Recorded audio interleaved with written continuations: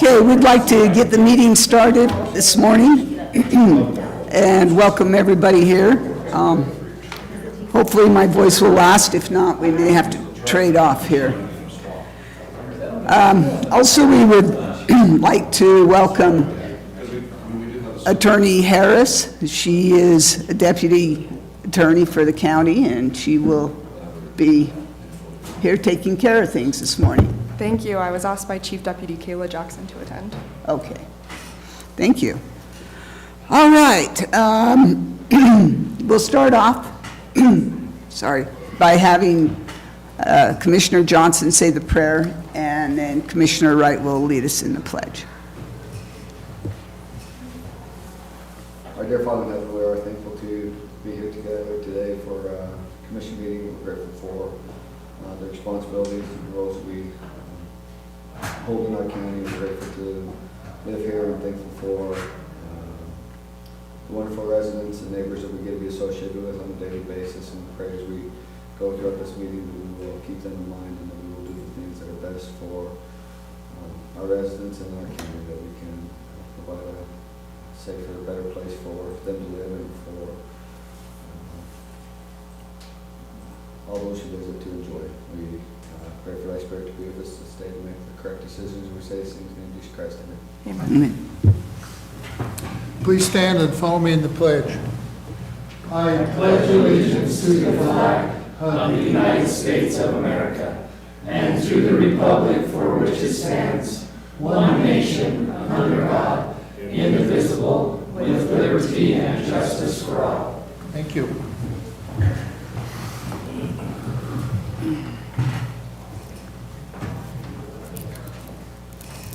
If any of you haven't signed the roll, will you please take time to do that now?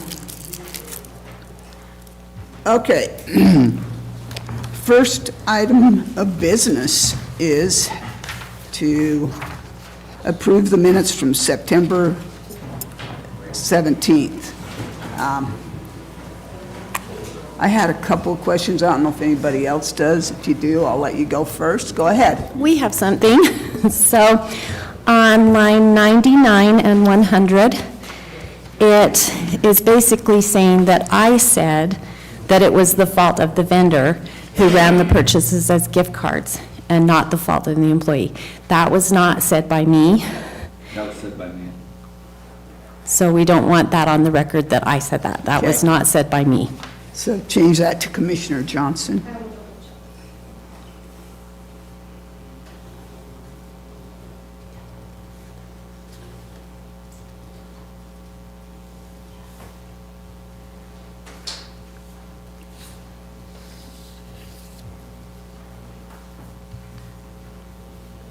Anything else?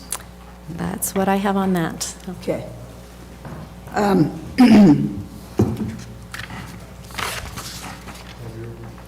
Let's see. I know I circled something here. Okay. On page 6, line 162.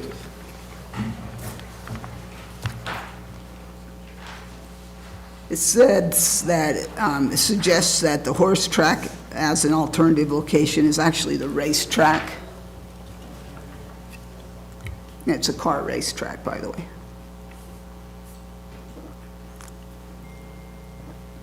And then on that same page, down on line 157, it says Mr. Shields said that maybe the commission could be the sponsor for the first year, and then moving forward, the Derby can become a county event. Is that what we decided? Pardon? 175? What did I say? Oh, 175. Nothing was decided, but that is what he suggested. That's what we suggested. Okay. That maybe in the future, but we didn't, to see how things work out, we didn't quite know if we wanted the county to wrap their arms around it right now. I think it's right to just say that that's what he said. Yeah. Okay. No, nothing was decided. Okay. We didn't make a motion. Okay, let's add that to the end of it. Okay, so at the end on line 187, 175, 176, yeah. yes, We suggest that, and then the conversation went on, just for continuity, at 187, as far as it was cited for discussion we had outside the commission meeting, do you want to put it, that nothing was affirmed, that that whole conversation would be had there? Yeah, that would work fine there either. Yeah, I can put it after here, it's just that it was all part of the conversation. Yeah, yeah. It's going to be part of the conversation, we need to bring it together. Okay. Well, it was just a input, and then moved on to something else. Yeah. Okay, then on page 7, 194. I probably didn't talk real plainly, but it should, instead of saying there are a few, it should say 2.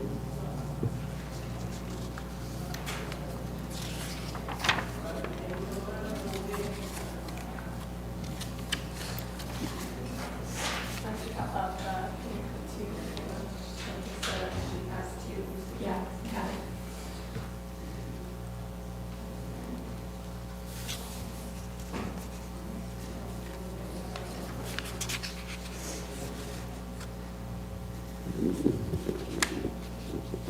Anybody else have anything? In the BOE minutes on line 227, Deputy Assessor Holly Miller is identified as Deputy Assessor Morris. We need to make sure that it's Miller. Okay.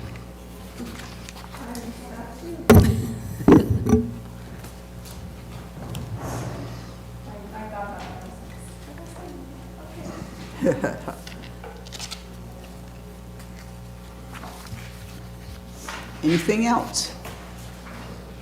If nothing, I would move that we accept the minutes of 17th day of September 2024 with the changes that has been suggested. Second. Okay, we have a motion and a second to approve the minutes for September 17th, 2024 with the minor changes. All those in favor, say aye.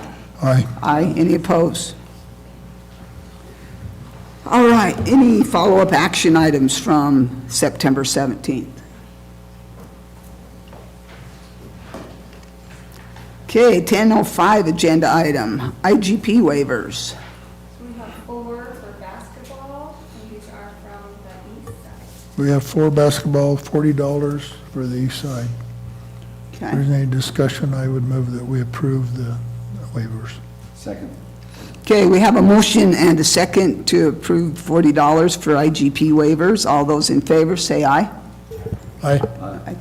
Any opposed? Should be in the total amount.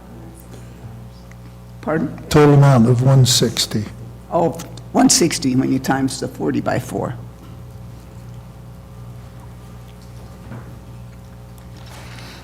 Okay, next, discussion and possible approval of appointment of Jason May to the Tourism Board. Rachel.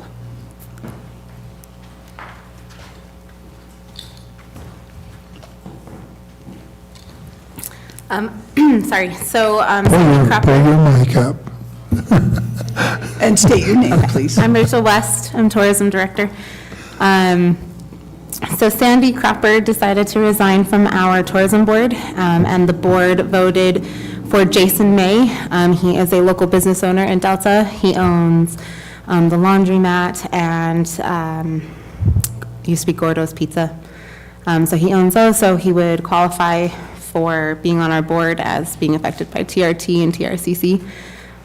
So, but because, I think so, yes. Yes.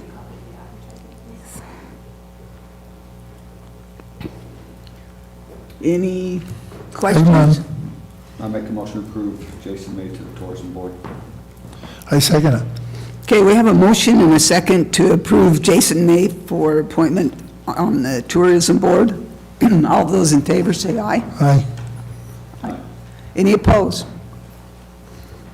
Okay, thank you. Okay, next item. Discussion and possible approval of Resolution 24-10-01, a resolution of the Board of County Commissioners of Millard County, Utah, appointing a representative and an alternate representative to the Utah County's indemnity pool which is abbreviated UCIP, annual meeting. So just for future, this does not have to be a commissioner. In the past, they generally appointed the commissioner, but it could be any elected official. So a commissioner can attend the meeting, you can send it to another elected official. Okay? Discussion? Yeah, you served there last year. I'd recommend that you just continue to serve. Okay, but we also need an alternate. I'll be an alternate. Okay. So I'll make the motion that you be a representative. I move that we approve the resolution and assign you as representative and Trevor as the alternate. For that, it's Utah counties, all Utah counties indemnity pool. And that is usually held, at the annual meeting. Yeah, I went to it last year. Yeah, you went to it last year. Do you want to second it? Second. Okay, we have a motion and a second to approve Resolution 24-10-01 and have Commissioner Lyman be the representative and Commissioner Johnson, alternate representative to the Utah Counties Indemnity Pool. All those in favor, say aye. Aye. Aye. Any opposed? Oh, yeah. I'll call the roll call vote on resolution 24-10-01 as discussed. Commissioner Johnson? Yes. Commissioner Wright? Yes. Commissioner Lyman? Yes. Do you have that resolution? I probably do. Yep, this one's it.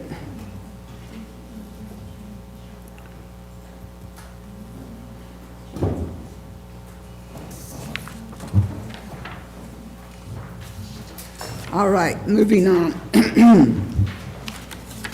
Discussion, this is the 1010 agenda item, discussion and possible approval of the META board purchasing a box trailer for the CDL program.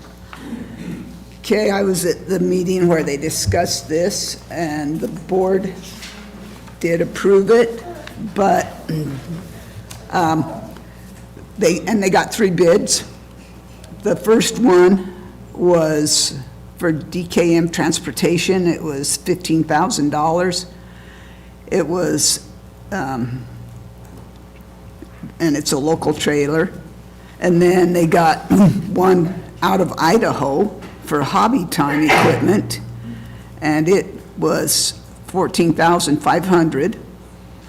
And then there was one on KSL that a guy named Bruce was selling for $15,500.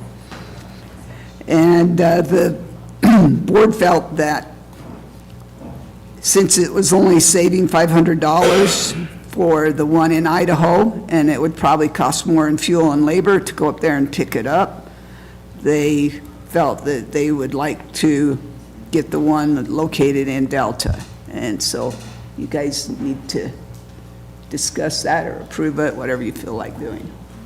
I make a motion to approve the purchase of the one in Delta. I second it. Okay, we have a motion and a second to approve buying a trailer for the CDL program from DKM Transportation in Delta. All those in favor, say aye. Aye. Aye. Any opposed? Just a point of discussion, they have worked with Snow College, and they have a truck that Snow College has basically put into the program. This is our, besides scholarships, this is our input that we purchased this trailer. They're gonna wrap this trailer in advertising for Millard County and Snow College, and we're getting the CDL program up and started. I'm hoping that in the future, it might be of some real good value to the citizens. I think it will. So this program's been a long time, and I think it's a good start to some other tech programs. Once we lay the groundwork, there's lots of other interest in, we're starting electrical, but there's lots of other interest in HVAC and other things. it'll kind of give us a pathway to proceed to provide some of that technical training and cooperate with businesses in this county that I think will be valuable in the future. Yeah. It's a good move. There were quite a few applications for this CDL program, and what's really nice is they can get their practice driving here locally and not have to go up north to do that. We have to have a person come in to do the final test, but we can get it all here and then get it online. It's really, if you want a CDL, it's really a good opportunity to get one. So. Yes. Okay, anyway. Any other people are interested in these courses, you can probably look online, or let's Contact probably Evelyn, the chairman. Jacob Nielsen, HR. So I just wanted to give a report that we're actually just administering our first scholarship reimbursement today. So that money that's been set aside actually is going back into the hands of the citizens and for upskilling and stuff. So that program actually is well underway. We have a lot of applicants for the scholarships, primarily for the CDL and the electrical. We do have one in automation as well. And so it's actually, we're seeing the fruits of that grant money getting back into the hands of the people. So that money's getting spent. The meter board's done a really good job. So I just wanted to give a Do they report. have to finish so much of the course before it's reimbursed, or we just reimburse them right away and hope they finish? Or- No, so for the first one, they have to be enrolled and show a receipt, and then they'll get reimbursed. And then to get the second installment, then they'll have to show a passing grade from the first installment and a new registration invoice. So that's how it's going to be administered. So, anyway. I'll just say, this is something new. There's lots of little bumps, okay? And we got a lot of people, Vicki knows, she's been on the committee that has helped to get through all these little nuances that nobody really knew or see, but I think we've crafted our way through them. I just think it'll be a really good thing, not only for county employees who have that interest, but others. And Snow College has been, they got some rules they have to live, but they've been really pretty cooperative and was very forward in actually giving us, it's in their name, but actually giving us a semi, which would be a pretty big bill that we're actually using. So we appreciate Snow College. Yeah. Yeah, Evelyn and Jacob and Adam and the board members have done a really good job, I feel. Okay, 10:15 agenda item, discussion and possible approval of selling scrap metal.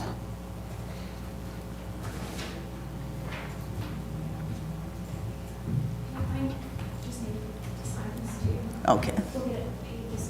Okay. So my office was contacted about the scrap metal for the road department, and I think Commissioner Lyman brought it up last week. And in the meantime, I had contacted the attorney's office for advice, and the road department is pretty clear. It is surplus property. It needs to go through the ordinance as normal, and just by calling a specific vendor doesn't meet that criteria. And my recommendation is to get bids from, there's more than one vendor that does that, and we just want to get the best price, and it makes sense to have someone come pick it up. So we want to get a couple of bids going forward. Okay. I will let Brandon know that they need to get some more bids. We have, they would probably do the same, but we have I don't know, I wouldn't say a lot, but a business that comes and picks up scrap metal at the landfill. Right. So is that who you're looking at? Yeah, and Because we have all these, it's appliances, we don't get like the other metal, but, so the same people would probably give us a bid on what we have here. Right, and the landfill is a little bit different because it's what people have thrown away, but because we would probably recommend to get the best price in that case too. There's more than one vendor, We probably, yeah, there is, and particularly for this kind of metal, there would be more. so. I know in the landfill, good luck getting somebody to come and get it. So if we can get them to haul it away, that's all we need. So we're not approving anything today then? No, I'll just talk to Brandon and tell him that they need to try and get 3 Okay. bids. Okay, thank you. Okay, 1020 agenda item, discussion regarding possible access to Leamington Tower for Centricom. Tim Beasley, I'm back again. welcome.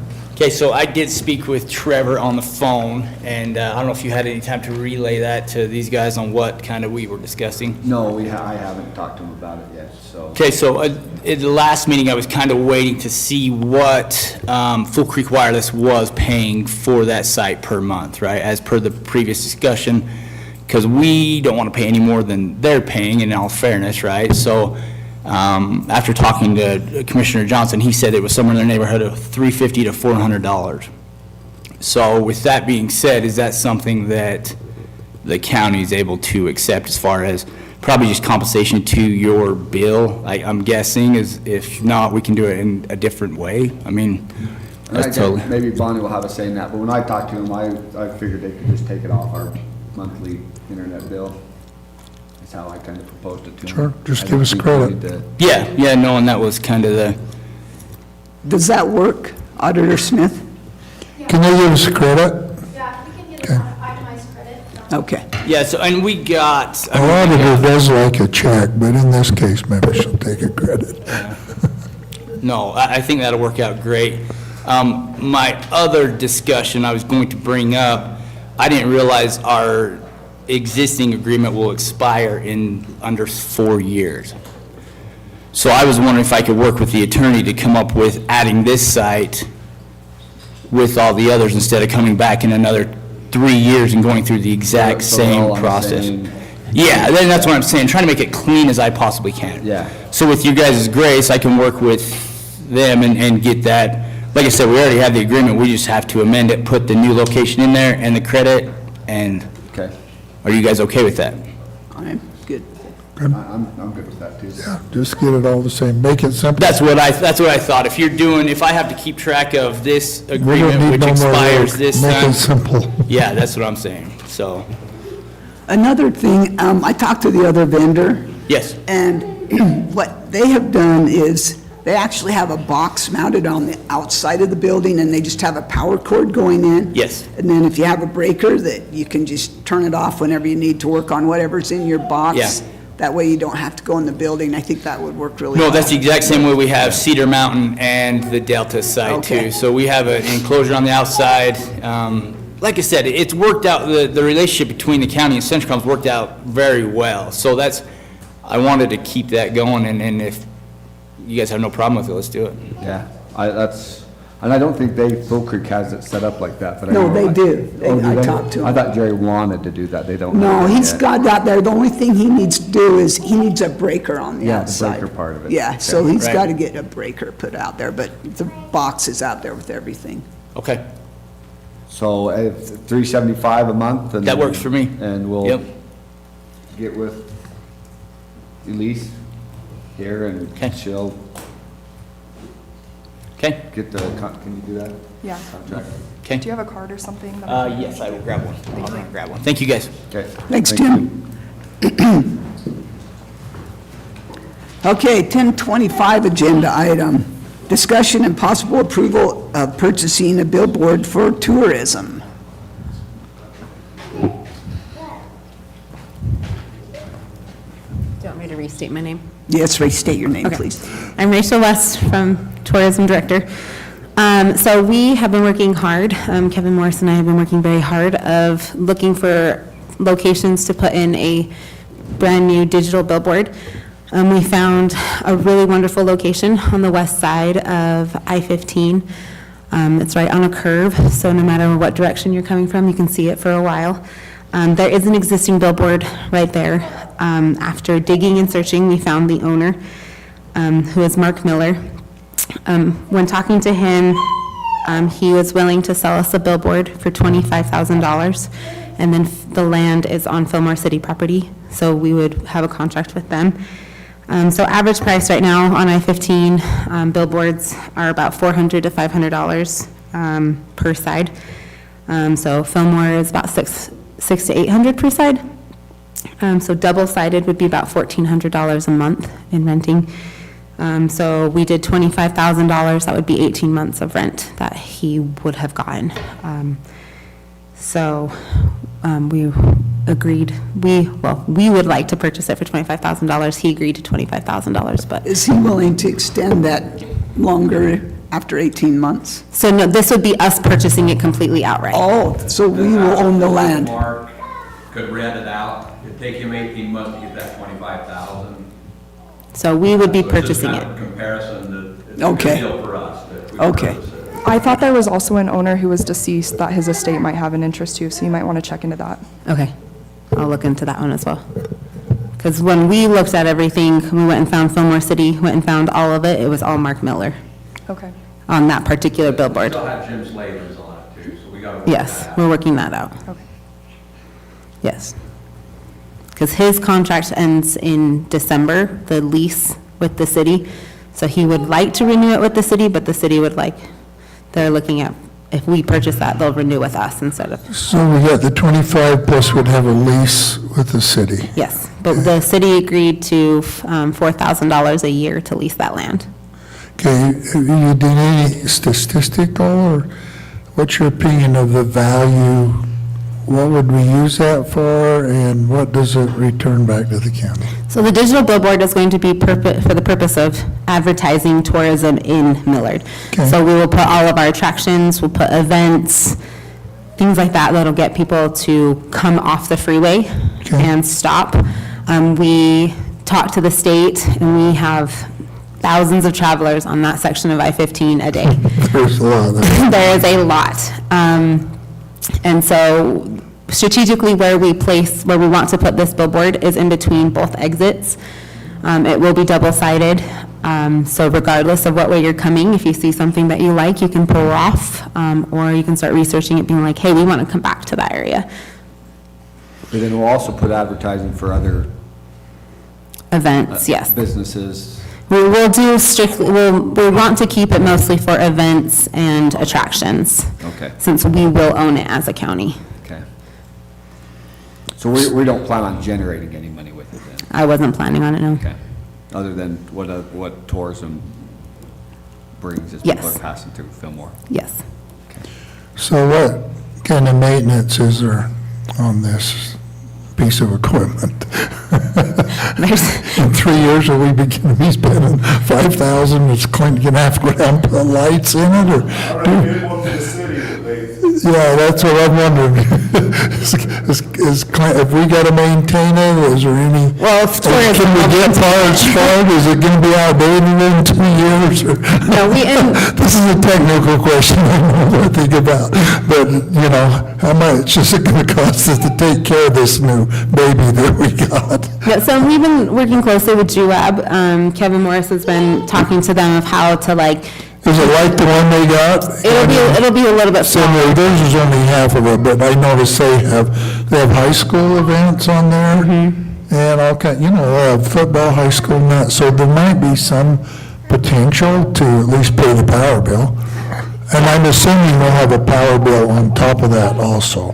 Yes, we will, which tourism will cover all of that. Okay. So this won't come out of, So there's probably some potential for school. I noticed on theirs it has like football games and stuff like that. So anything within the county. yeah, anything that would bring people in. Any kind of for- activities or something like that. Yes. So you might have a little bit of potential. I'm sure it's not going to pay for it, but you might have a little bit, unless you just want to do it for everybody, so.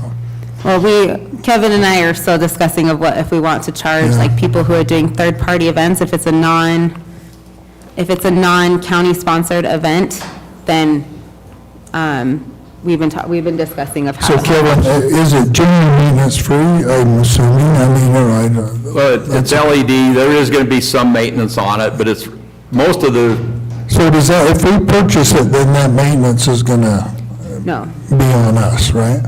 Well, it'll be on tourism. Well, on the county, yes, which basically Clint's gonna have to go do. I've worked on it before, I've installed them. Okay. They don't draw a lot of amps. They don't. Well, I'm just thinking in the future, if it's not working, Clint's the one that's gonna have to go fix it. So one of the things is, we are partnering with the Great Basin Heritage Area.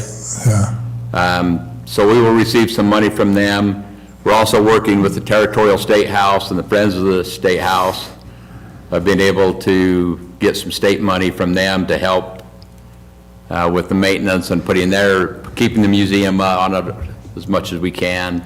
But we need 25,000 now from our budget. Have you got that many in your budget? We do. Okay, I was thinking you probably got it, we don't need to do nothing else. You guys always got money. That's how this one on the corner was. It was, the county bought it and put it up. We installed it, and then the city was running it, and then, I can't remember, they advertised for the county or something, but I don't know, they've had some problems since with it, and it hasn't worked for a while, so.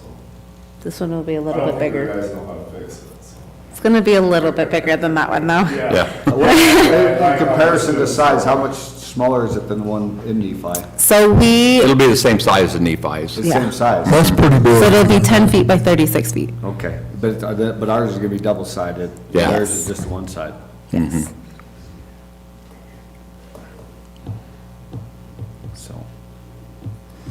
Bill, I've never seen that one broke down, so.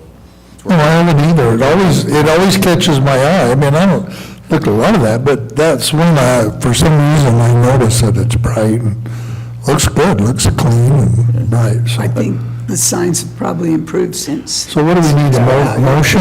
Several years. And one thing with it being strictly tourism, if it's a business, you see it roll over every 3 to 5 seconds. So you see it, then the next one's on, the next one, and we don't have to do that. If we're doing the arts festival, we can leave the arts festival up all You day can long. leave it up, you don't have to show So it. every car going by seeing it, or we can change it a little bit, Yeah. from what events at the arts festival, but it would always be that, or some other attraction, we're gonna pull them off the lava tubes, grab your lunch and go to the lava tubes. So we're just trying to get people off the freeway and not just stop and get gas and goodies and go, but to stop and do something. Tell them there's something besides Maverick here. Yep. Yes. Which I was at a tourism conference this last week, and every single person I talked to only knew Fillmore for the Maverick in Costa Vida. And I was like, you guys should come see the We cool don't stuff. stop there. I was like, come see the other cool things we have. And then I would tell them, and they were like, oh man, we need to plan a trip. I'm like, yeah. So the billboard that's there right now that we're purchasing is just a regular one, though? Yeah, it's just this, yeah. It's gotta be tore down and we'll start Yeah, so we're over. spending 25,000 to buy it, tear it down, and then we're gonna Yes. Yeah, and there's some things that we'll have to work with the lease on that's on the Fillmore City side, I know, and getting an easement Yep. from power down to that. We've got to go through a private company to do that, and we're in contact with them and with their lawyer right now, so. And you guys will be able to control it just off your laptop or phone or something, right? Yeah, it'll be 100% controlled by tourism. Great. I'd move to approve the purchase. second. Okay, we have a motion and a second to approve the purchasing of a billboard for tourism. All those in favor, say aye. Aye. Any opposed? Thanks, you guys. Did a Thank you. great job. Okay, 10:30 agenda item, discussion and possible approval of funding a cybersecurity backup. Now, this is something we have to have, right? Right. I don't know much about the tech side, but I'm just here to answering your funding questions. I looked at the budget, and I think the best place is probably some ARPA funding that hasn't been spent. It has to be spent by the end of the year, and so to me, it makes sense to spend that $10,000 on the ARPA funding that we can use as, lost revenue.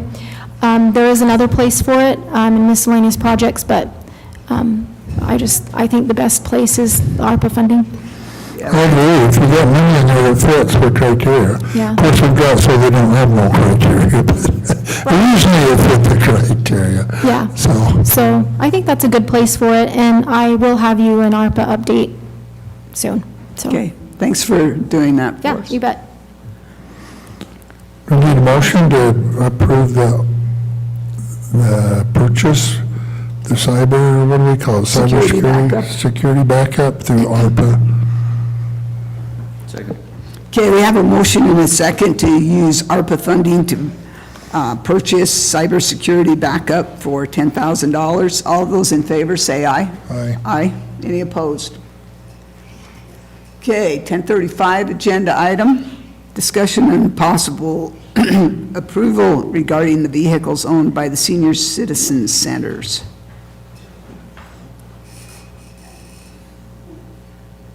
Do you have any more I have, no. information on that? I don't know who all was involved in. Purchase regarding vehicles owned, I don't know what this is for. This is so that we can pay their Is insurance. this for the insurance? Yeah, that's what I think it must be. I thought you was gonna transfer the title to us. Have you seen, Bonnie, have you seen the titles? I have not. Okay. I told Jan that we needed the titles, so.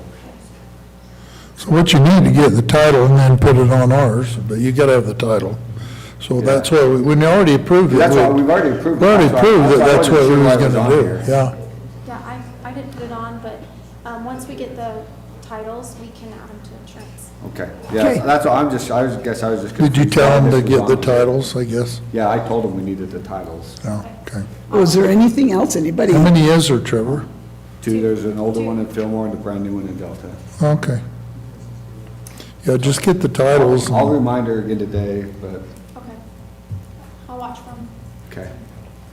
Does anybody know of anything else that would be there for that agenda item? I don't know. Okay. 1040, agenda item, discussion and possible approval of reassigning county vehicles.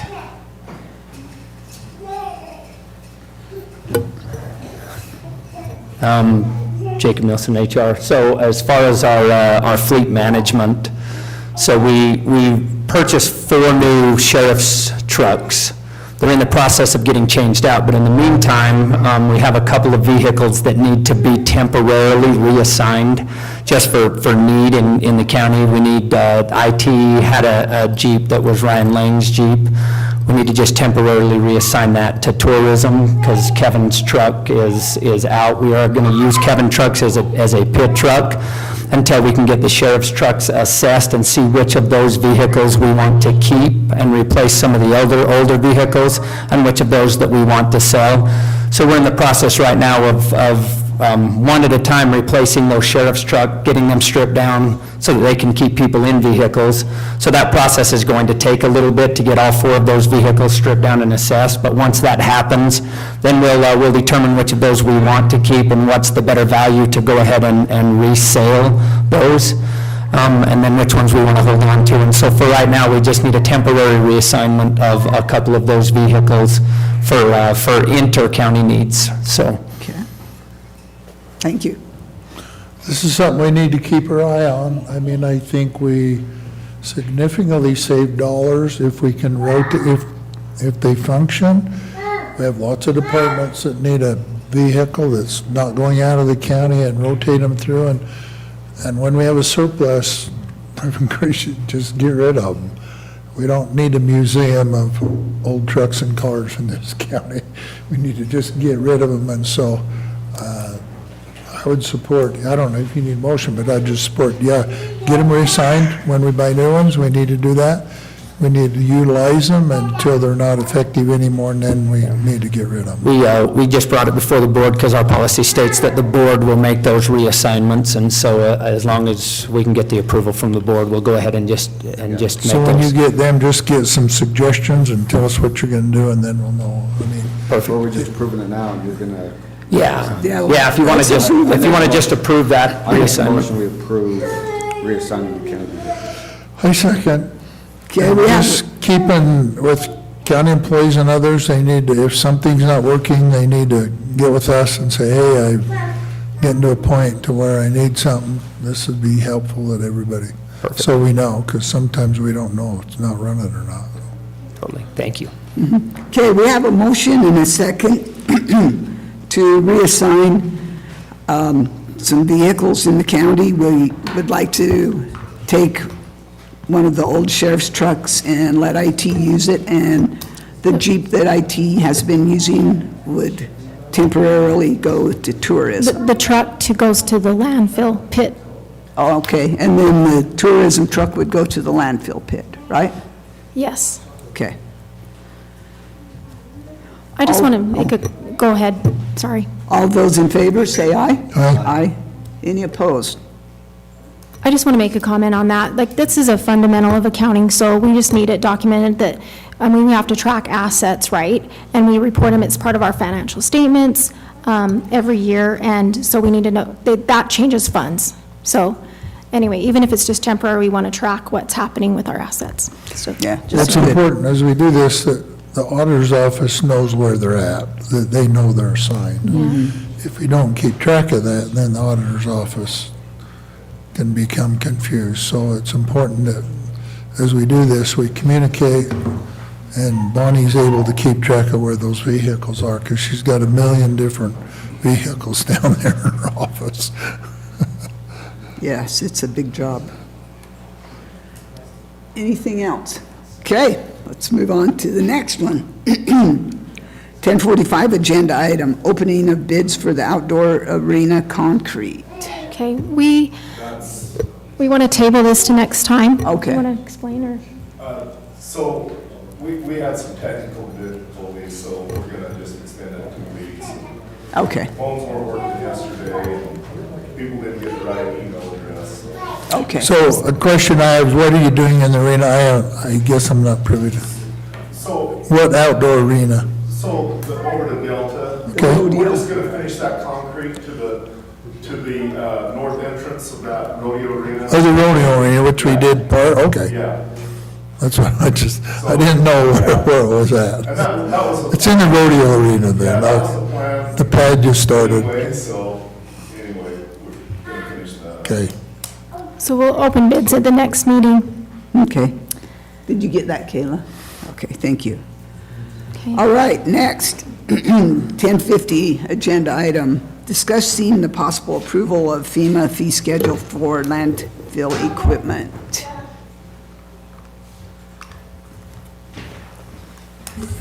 So, that multiple purposes here, obviously, the operational effectiveness, knowing the cost breakdown of what that equipment usage is costing the county.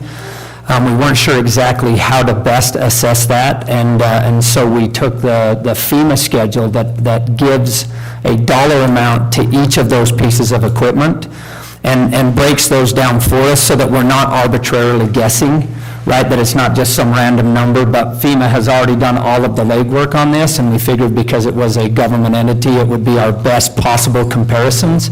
And so from an operational standpoint, we're using those numbers in the total usage of our equipment to determine what the total cost is. And then, of course, from the auditing side, Bonnie, I don't know if you want to report. Just Is this to help give Fillmore City their numbers, or is this for us? Both, yeah, both so that we can see what our total cost is, right? But because we were... Bigger than anything? But we're going to report these numbers to Fillmore City, right, as far as the total use, and we wanted to be transparent on how we came up with that dollar amount, that it comes off of this. This will be helpful going forward. We haven't had before.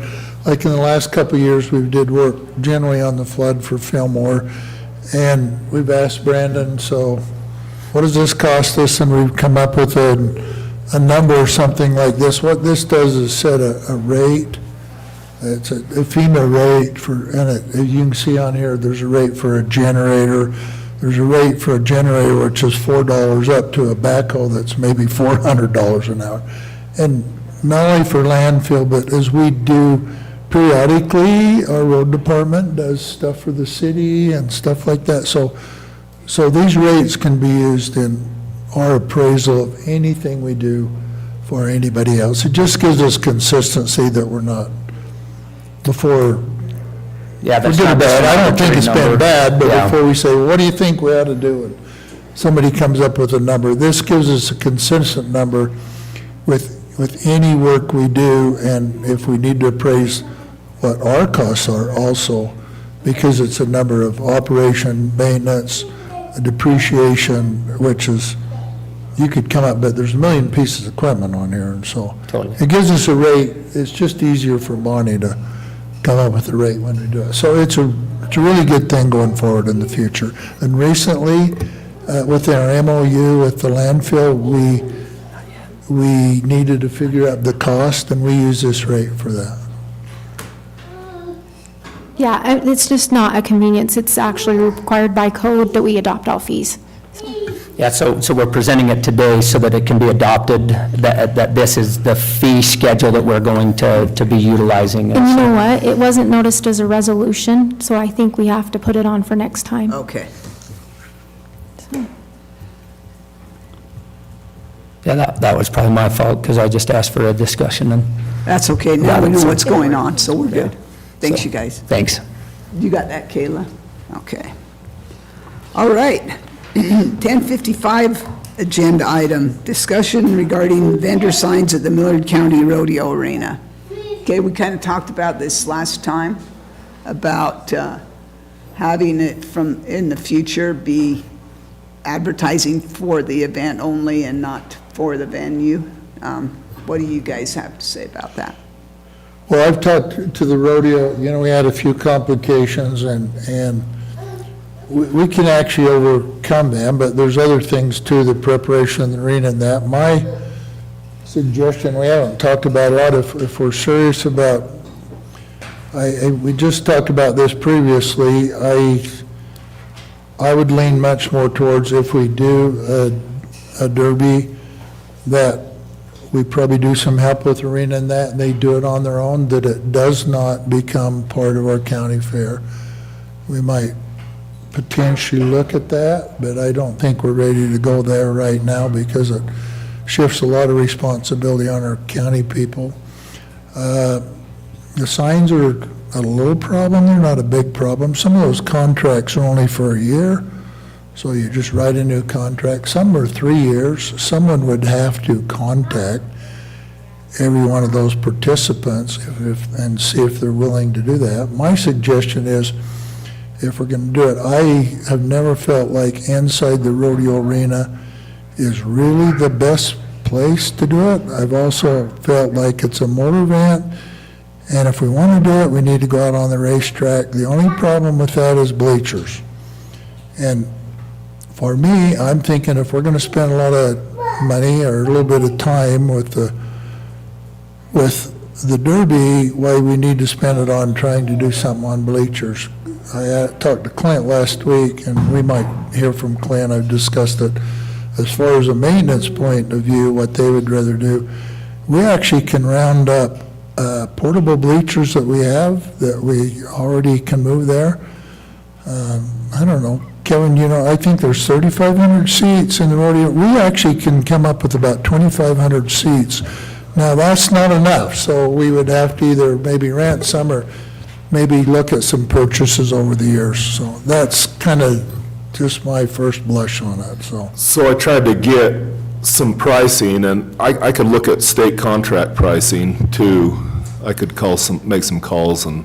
Now, this is if we don't do it in the rodeo arena. Yeah. But if we do it in the rodeo arena, we still need some bleachers, but then we need to do signs, you need to move dirt and all that. So I'm just thinking the simplest, if we decide to do it, we put our money and effort in bleachers rather than. And it's just my opinion that I don't think you ought to make one group upset to appease another group. I think this is going to cause some problems between the rodeo people and Well, the problem what they is- do in there. We're making it feel like the rodeo owns that arena, and they don't. Our county needs to bring money into the county. We set that arena there for 364 days of the year, 363 days of the year, because they only use it 2. Then we're not using it to make money, and that's not the rodeo's responsibility. The rodeo's committee is responsible to hosting a rodeo for those 2 days. But other than that, it's not their arena. Yeah, and that's why I said it's my opinion. Yeah. And we do have a motorsports, area. Yeah. For that. We just don't have enough seating. Yeah. Well, in my personal opinion, I'd rather spend the money on a grandstand, and no, I'm not in the mood to spend any money, just so everybody knows, I'm not in the mood to spend any money on any arena right now. We've got enough seating in that arena. And Kevin would know more than me about this, but the dirt's always an issue. It is with the Derby, but we've lost other events coming into the arena. We've looked at monster trucks, when the fair was in August, of doing something. But when you have one of those companies come in to take the liability off of the county and have them put the event on, they've got to sell their sponsors. There's no place to put signs, and that's become the issue for years and years and years, and we've talked about it with the rodeo committee, but they have that exclusive rights to that was written in, I don't know how many years ago. That would have to be altered. It would allow tourism and other things to use that arena. It wouldn't really change the dirt, because they'd bring dirt in for freestyle motocross or other things, and then that dirt could be taken out. Well, and a lot of that dirt's gonna be pushed up to build a berm. It can. And then it can just be put And then back. it's put Yeah. back, right? Yeah, the problem is the dirt's conditioned enough that it doesn't pack tight. You want it just loose enough that it's good for horses not to hit a hard spot. So it doesn't pack as well, so you have to you can build it up and then put dirt over the top, and then try to peel off the best you can, but it would allow the county to use that arena for more than just the rodeo and the high school rodeo. Yeah. Because right now, it's used for 3 events, I think.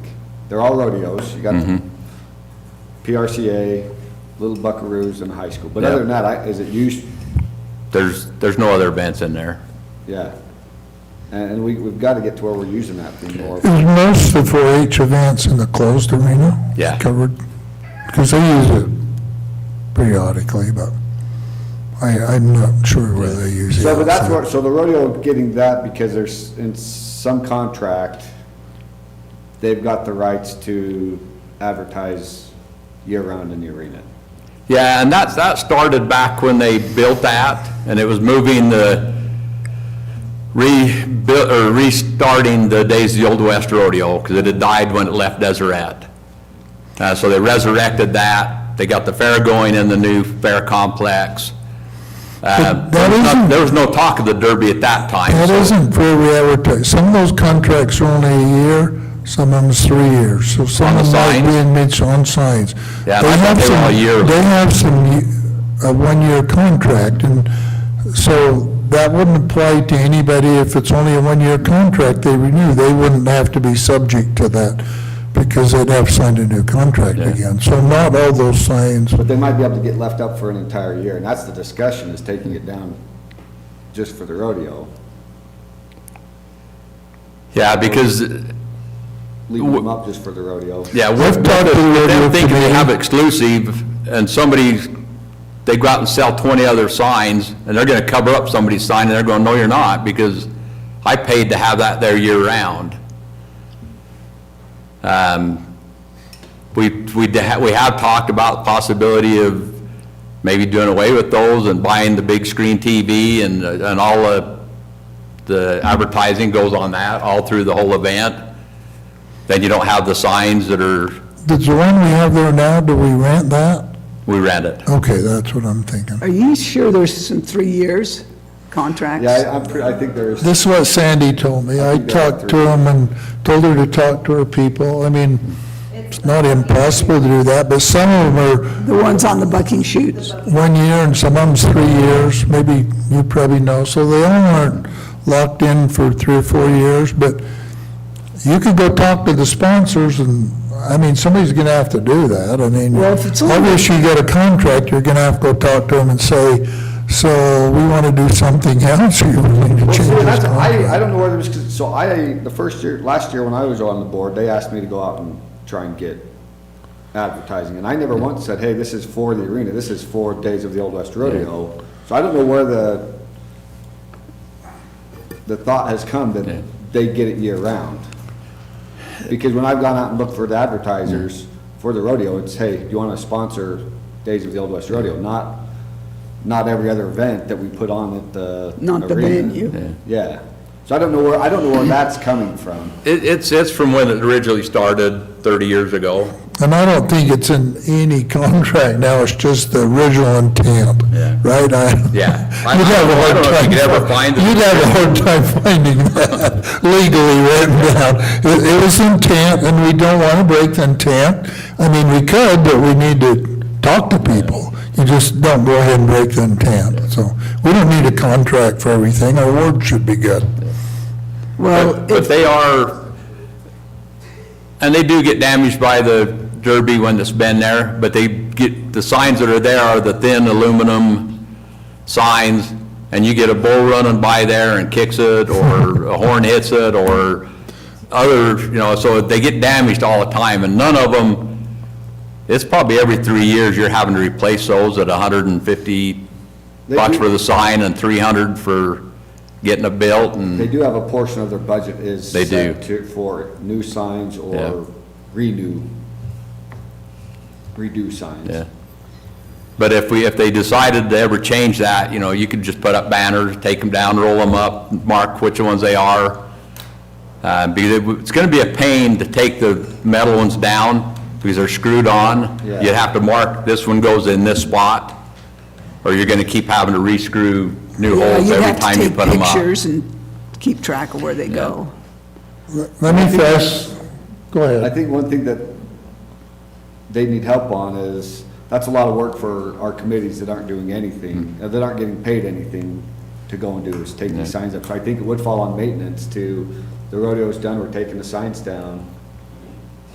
Now in the case of the Derby, if we put the Derby in there, that's not a county-sponsored event, so maybe there, we say, hey, you can do your sponsorship, but you're responsible for taking these signs up and down. But the rodeo is a little different, where it is a county-sponsored event, so maintenance might not just be able to say, well, committee, this is your rodeo, you take it down. We might have, but that's something the jail crew could come and do easy. Yeah, oh, yeah. I think also that, Storage would be another thing, I don't know if there's a Connex or something, there might be a Connex. There is, there's places you could store them. Yeah. the demolition derby people acted like they were willing just to put signs over the top of what's there. And if somebody didn't, if there weren't enough to cover, just using vinyl signs, that they'd put flags over them and stuff. But if we have a contract with the ones on the bucking chutes, I think we're going to have to honor that. But as soon as that 3 years runs out. And I don't see the buck and shoots being an issue. Those could stay if they want to sell, keep those as full-time. It's all around the arena that, Well, see, we're getting back to misconception. That's 3 years of Days of the Old West Rodeo at the Buck and Shoots. It's not 3 years. Now, the contract that you keep mentioning that we have in some policy somewhere, that's different, but you keep saying 3 years. That's not 3 years. That's 3 years of Days of the Old West Rodeo, so 6 days total, Friday and Saturday night, and second weekend in June. Well, it 3 might be, years. but the 3 years might be for everything. I don't know. No, it's for, this is where I think they're getting confused. what It's I- for the Days yeah, of the I Old West mean- Rodeo. Sandy kind of reported that those they've sold for 3 years, it was for all events, but I don't know that. I haven't read what their contract says. Do we have a copy of a contract? We can get Or one. is it just word of mouth? But let me just mention one thing going forward. We talked, when Pat was here, we talked about liability. Justin says we now, in the past, historically, there has not been an insurance liability that would relieve the county of all the liability. Justin says he's found one, and it was $3,000 or $4,000 for him. I would just suggest before we go through all this time and effort that Justin says he don't have a copy yet, that we see a copy of the liability and make sure that the county is relieved from that, because if we do all this and we get there and Elise or whoever looks at this contract and says, you guys are still liable, I'm not sure Yeah. that we're gonna do anything, okay? Because I don't know, we might take some. I'm assuming that if there's a big liability that can be put back on us, regardless of how this all works, we probably won't proceed. I don't know that. So whoever wants to communicate with Justin, they need to get, for me at least, they need to get us a copy of the liability insurance and see that we're exempt from all those events, so that liability can't be put back on us. I would just suggest that before we work out all these other details. And this is my own opinion, that insurance he's finding, it won't be any different than what we use at the racetrack. Okay, that's what we don't know, and that's what I say. Because they're providing the best insurance for NASCAR, all these others, and there is always a liability that's going to come back to the facility. And we need to It would be a determine, last deal. I mean, What that is. they'll cover everything up to a point, but they're always going to sue Millard County too. okay. Well, I Yeah, so what do know, we do with the racetrack? They have to have insurance, but we're still okay with them, obviously, we're still okay with them racing or rock crawling or whatever, right? It takes out most of the liability, but at least, I don't know if you've ever seen that contract. Well, I agree with you that they'll always list the county as a Yep. defendant. But I haven't seen a copy of the policy. And we need to see where that is and get an opinion and see how much do we want? I mean, how important, that's what we need to decide before we, But every other county that's putting these events on are assuming some of that liability. I mean, you hope the insurance will cover what they're suing for, but I talked to Joab County and they get 11,000. He says it covers their expense, but don't pay for everything else. I mean, I asked him a few of those questions. They've been fine, but they got a lot more seats. They fill their whole arena and they got 11,000 seats. yeah. So obviously, the potential for them to get revenues is significantly higher than for us. But he says they're happy, they're going to continue to do it, but they've made it part of their county operation, It is. their county fair. So it's not independent. I know Attorney Finlinson mentioned that liability for a rodeo would be greater than for a demolition derby, because usually people don't have as bad I think he injuries. mentioned it should be, and it wasn't. That's what he said you should be more for that, but it don't seem that way. I think that's what he that's what I thought he kind of said. But there's liability both, yeah. There is.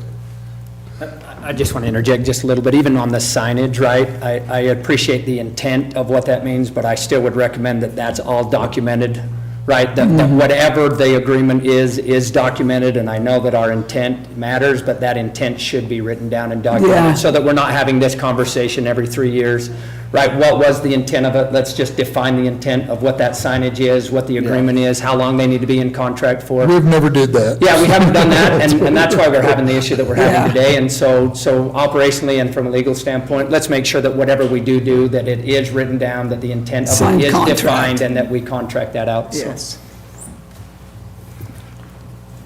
Well, so I guess do we need to decide if, well, it goes back to Bill's, I don't know. you know, unless Justin comes up with a policy that we feel comfortable with, and we're all, We need to get a policy, we're not and gonna then be scot-free no matter how good the policy is. we need to decide if there, like you say, there's going to be some liability. We need to decide if we want to take some or not, and then proceed with all this other stuff, because we can spend a lot of time talking about this, and then we got this pressure, we got to do But this. do we need to have a policy for the signs either way?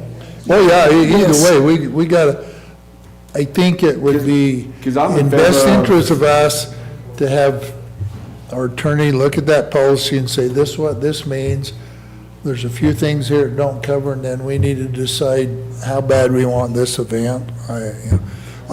I'm more I don't want, my interest isn't making it part of the county fair right now. So that's another decision. But if we can help, we can furnish the arena, they can sponsor the event and let them go, and then we can make those decisions later. So that's kind of where I'm at. But I So I reckon, think regarding the signs, I think we do need to have a policy that, We need to get a copy of the policy. that it's based on the event, not the venue. not the venue. I agree. Yeah, Okay. And we have to fill Now, it. if we decide to leave the rodeo signs up year-round and the rodeo group is well aware that, hey, if they show up and their signs are covered, then that's the way it's gonna be. But if we've got monster trucks that wanna come in, they need to be able to sponsor and go out and collect money or whatever. Yeah, I think we have to honor the 3-year contracts, but Well, I think that is for the days of the Old West Rodeo. I don't if they that's- think it's only for the rodeo, that'd be great. Well, but it depends on what's in their contract, so that's the other But thing. I bet it's not in the contract. I bet it's not in the I bet it's not in the contract. It's not a I think contract, it's that's the word of problem. mouth. So what we need. One more billboard. What, is somebody, who's gonna take this assignment to talk to all these? Because otherwise, we're gonna be back here in 2 or 3 Yeah. weeks talking about I'll this. email Rod and ask him to give me a contract of his, Okay, how they advertise for their okay. sponsorship. Well, from now on, everything's got to be for the event. in Who my wants opinion. to talk to Justin and tell him we need a copy of that insurance? I can talk to him. Okay. What, do you think it should be an event or a venue? I think it should be the event. Most places are. The signs go up for the event, they come down, and then the next event comes in, and Well, unless they can show me the policy you're talking about, I'm gonna go off of, Well, we can change it anyway. I know we can change it, but yeah, and that might affect how we have to treat everybody this year. Yeah, and I think that was the original deal back before they ever thought of using it for anything else. But it needs to get And used so a lot. it's way over 30 years old. Yeah, and they just did that because they wasn't using it for nothing else. Yep. I mean, we're in a different situation right now. Okay, thanks, you guys. All right, so I guess we're going to need to get a copy of the contract, and we're going to need to write up a new one for anything that's just year to year. All right, monthly financial review.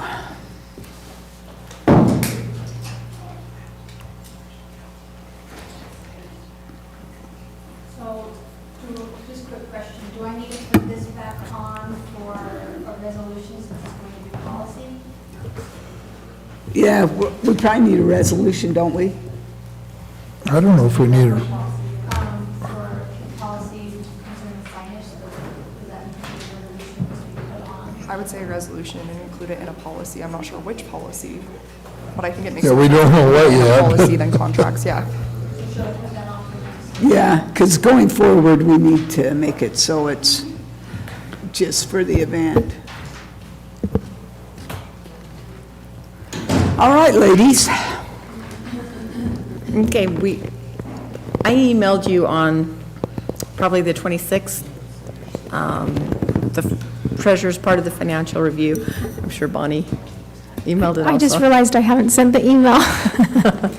My bad, I will send it by the end of the today, so. Okay. We met on the, last Thursday on the 26th. We went over it, everything looked good. Yeah, it all looked good. I don't know if you guys can take my word, or if you have to wait till you see it. that's why you go, so you can tell us what to do. Did you have any more you wanted to say? No, Attorney Harris, can we approve it, or do we need to wait till? I've seen Does it it. need to be approved today? the only code that regulates that we reconcile with the treasurer by the end of the month. So, yeah, they don't have to sign if they haven't received it, I don't think. Okay, So- so if But we it's can do it tabled to the next next time. meeting? Yeah, Okay. sorry about that. Maybe we could have you email it. I guess you don't read your emails on your phone, or do you? Generally not. Yeah, I could run down an email, but it doesn't really give you a chance to review it, so Yeah, it's I'd totally say- fine. It's not impossible. We could take a break, and these guys could review it. It's totally fine. My Okay. mistake. But don't change it just for me. Commissioner Lyman could sign I'll it. figure And the something other two out. not? Sign it. So we can just, Are you okay to sign it? yeah, He always uses mine. yeah. I use it most of the time. Let's slide over, and then let's slide this over.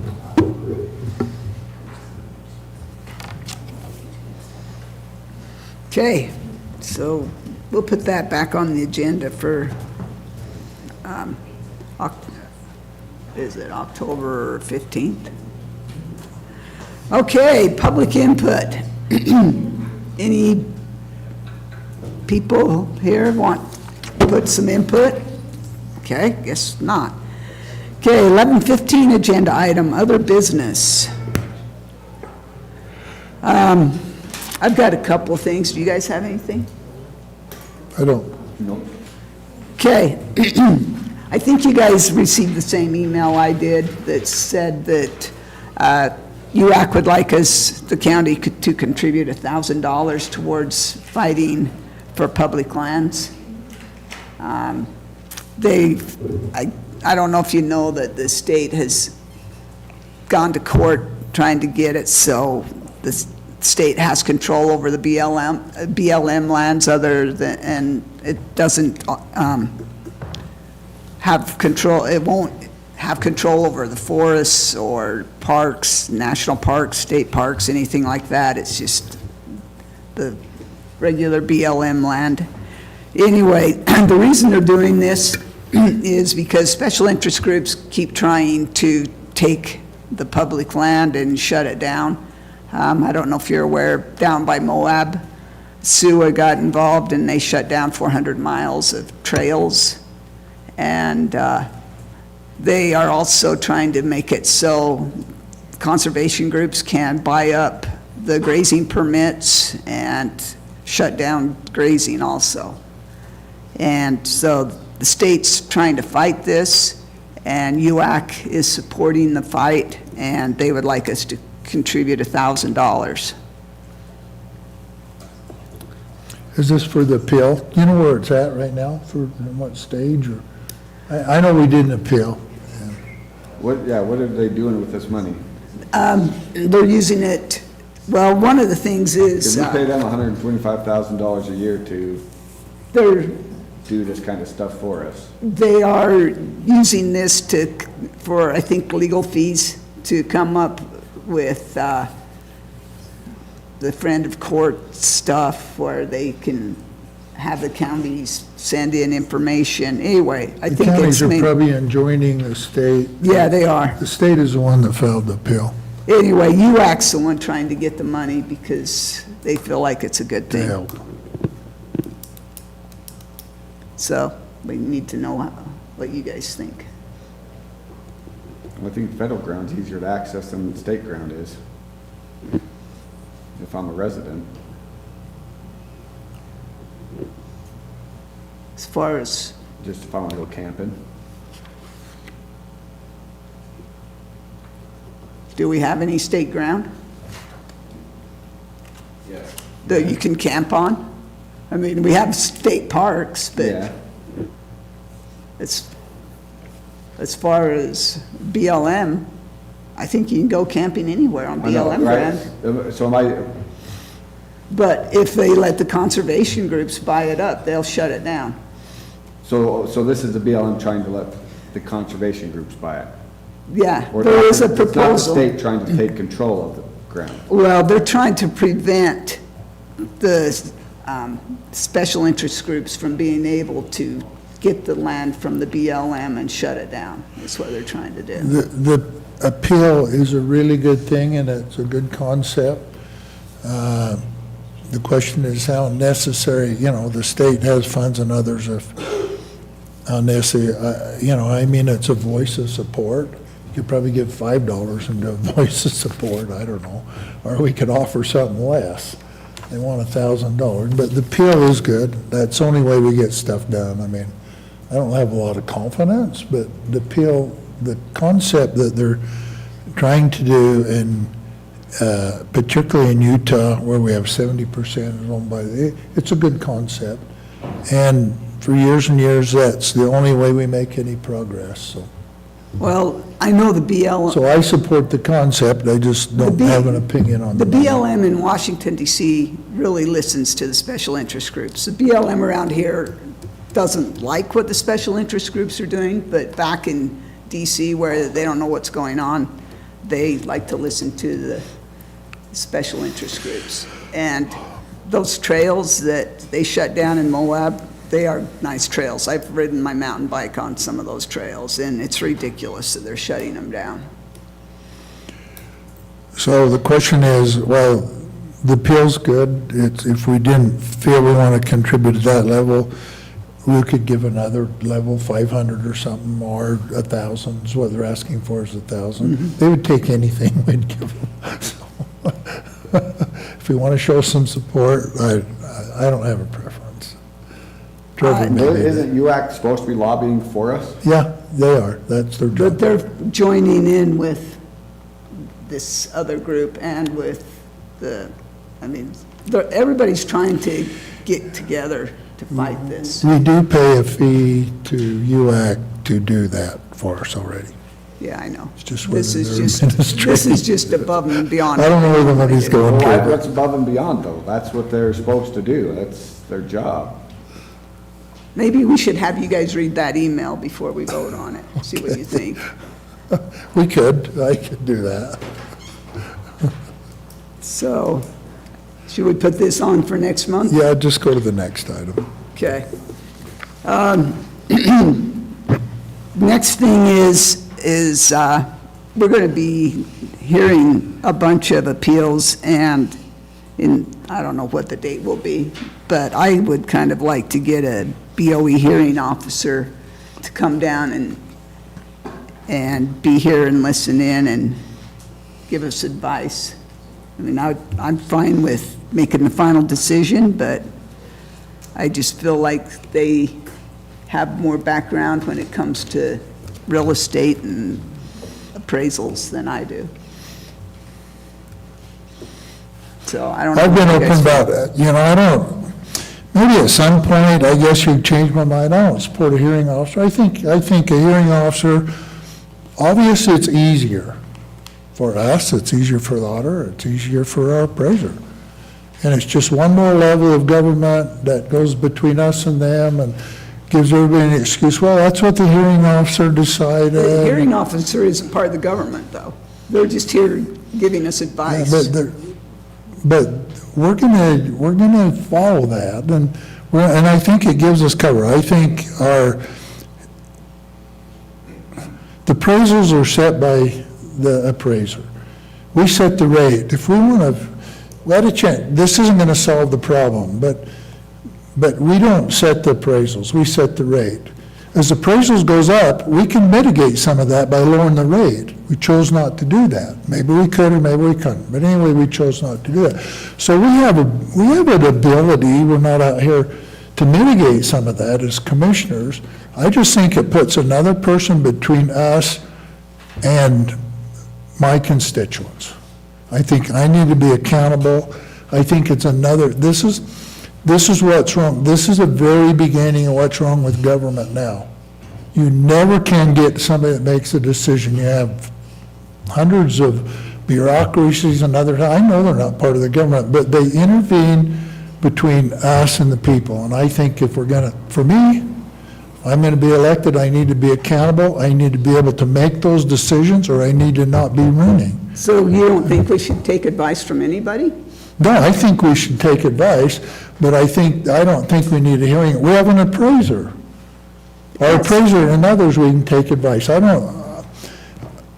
I might not know everything, but I know what's the difference between right and wrong, okay? And that's all we need to do, is we need to know, we hear the case and we know what the difference between right and wrong. I don't think I don't know if there's a right and wrong when it comes to well, there is. appraisals. There's a right and wrong when we look at these appraisals and make decisions.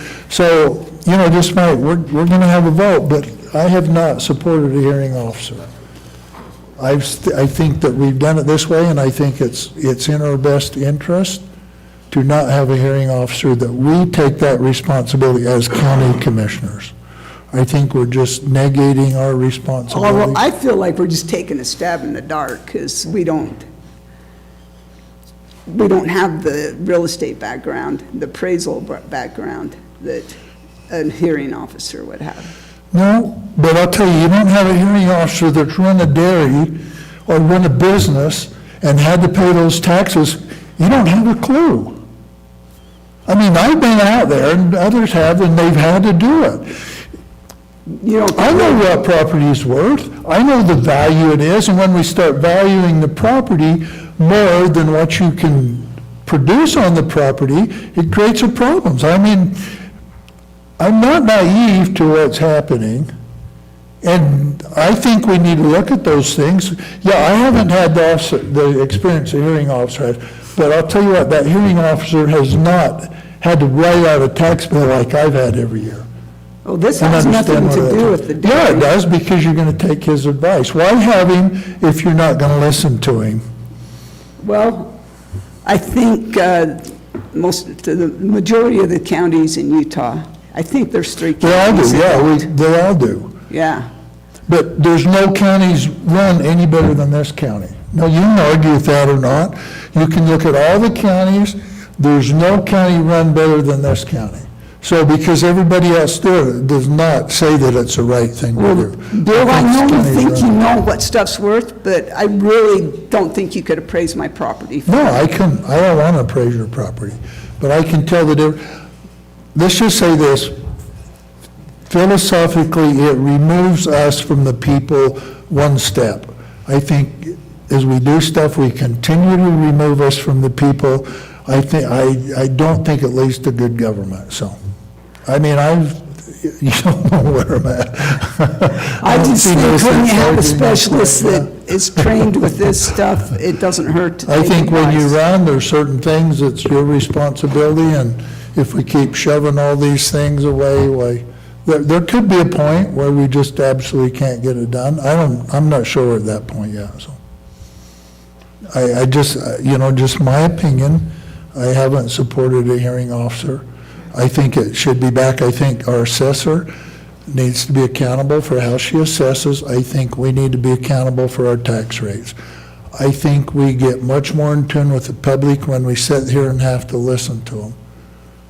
Oh, we would still listen to them. We listen to them, and then and I think we're much more sensitive to their needs and balancing the needs of our county and not growing government faster than what we can, so. But I don't think we can sit here and listen to them say, okay, here's what I think it's worth, here's what somebody else thinks it's worth, and we don't have the training to know what it should actually be. Well, we have other appraisals that's given that. I mean, you're going to have 2 appraisals in these, so then we will be able to see that value. I don't think it's right for us to sit here and say, well, this appraiser isn't right. They're all certified the very same, from the very same company. So when we come in here, what's the problem? Because we'll have an appraisal of this and that, and many times we say, well, I hear this, well, this appraiser's not doing them enough or too much.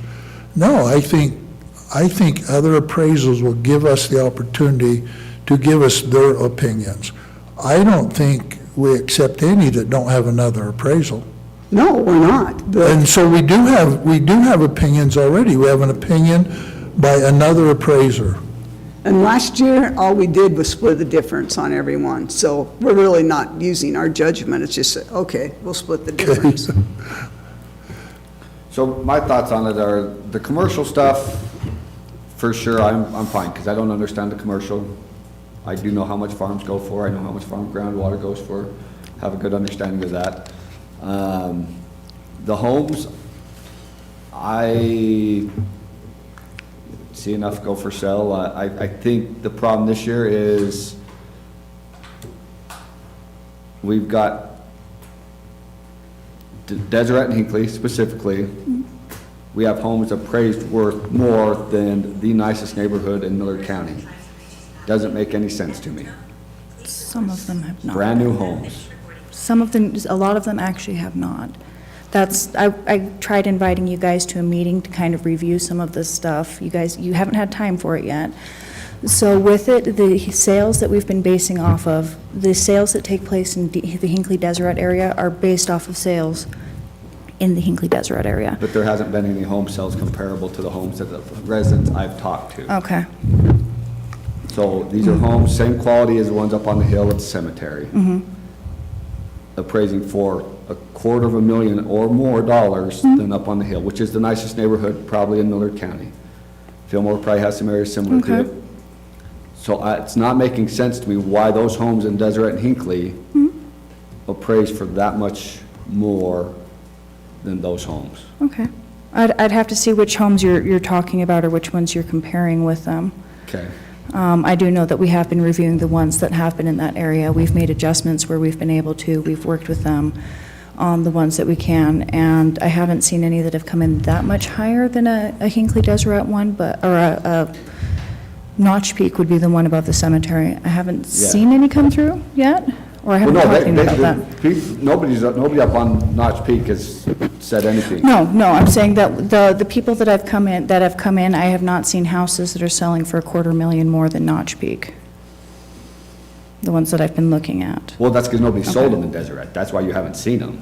Well, no, But with you haven't the, praised for more. with the people who've protested though. Because I've had But- 5 people out to Deseret talk to me, and they Okay. told me how much their houses cost. I know a house that sold within the last 6 months for $250,000 less than what we have Okay. their house appraised for. And those areas are totally different. Your in-town Delta should cost more than Deseret. And not one of them have been able to tell me a house that has sold in Deseret or Hinckley Okay. that even compares to them. You're And so talking about the that's heat- where I'm having a hard Okay. time with this. My house, I'm fine with. I think there's a lot of areas that are pretty accurate. Most of them are, but the whole discrepancy between Deseret and Hinckley and, I'm going to quickly throw in one thing there. You're talking about the Hinckley Deseret area, not Deseret and Hinckley. Those are two. So Hinckley Deseret is like, it's its own region. It does not actually include Hinckley town proper. no, this home that I know of in Hinckley is in Hinckley. Okay. Yeah, nothing out. Okay. In Deseret. Okay. I mean, if they call in, we do review them. Well, I if know they you've talked protest and work to, that. I know you've talked to at least 4 of them. Okay. So, and that's, and maybe that's where a good thing about a hearing officer where it could come in here. Absolutely. But if they were to agree with you, because we hire them, they're probably gonna tend to agree with They're us. not part of her, though. She has her own. They don't agree with I know, me. but we're hiring them, they're gonna favor us. That's how it works. That's how it. Yeah, that's right. We can say what we want, but that's going to be how They're it gonna works. favor us in a hearing. And Now, maybe not fully. No, they're They independent. shouldn't, but that's how life works. So I what, hire somebody, they're gonna favor me. so what they're supposed to be doing, if they're being legal and ethical, is they are supposed to be taking this evidence and comparing the two. They are not deciding what value it should be. They're not going to be like, you know what, you came in at 420, you came in at 620, I think it should be 500. What a hearing officer is supposed to do is take the evidence from both, because they do know how to read appraisals. They do know what they're looking at. They can be like, okay, your adjustments here are really skewed, or you missed information here, or things like that. They're weighing the evidence, and then they're supposed to be picking the evidence that they find more accurate.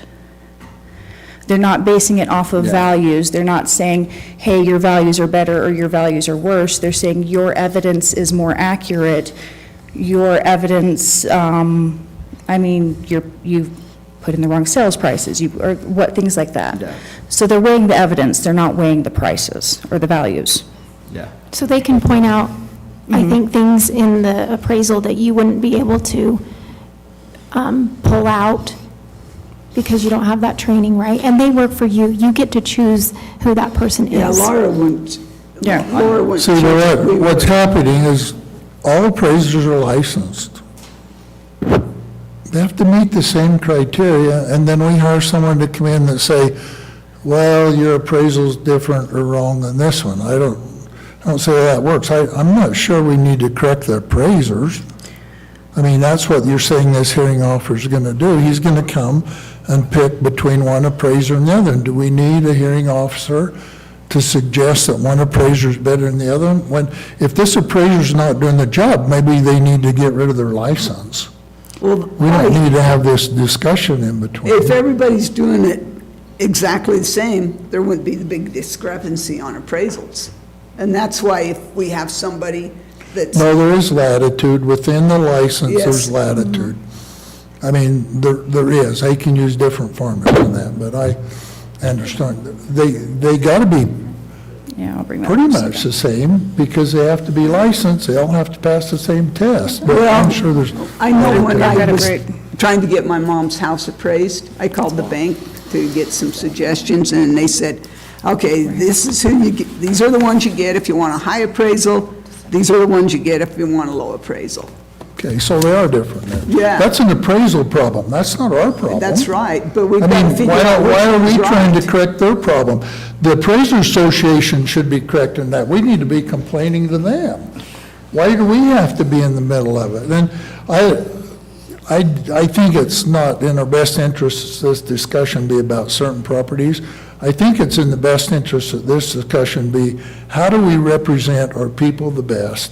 And how do we work with our people without removing ourselves from people in general? I think Because if we we can can talk make- about houses all day and we won't accomplish If we nothing. can, I feel if we can make educated decisions, we're better off than just saying, okay, yeah, we'll just split the difference, because that's, to me, that's not making a decision or doing judgment. It's just saying, okay, you guys both are appraisers, so we'll just say, okay, split the difference.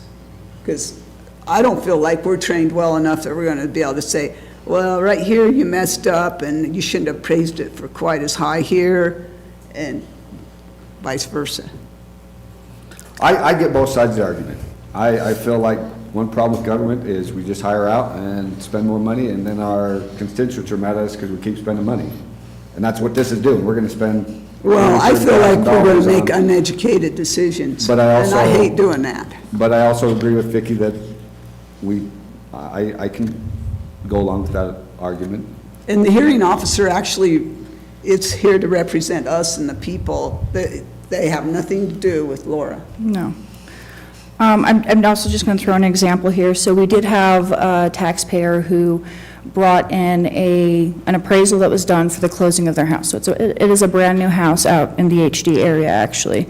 So they brought in an appraisal. Our value's very similar to the appraisal when they finished their house in the end of December.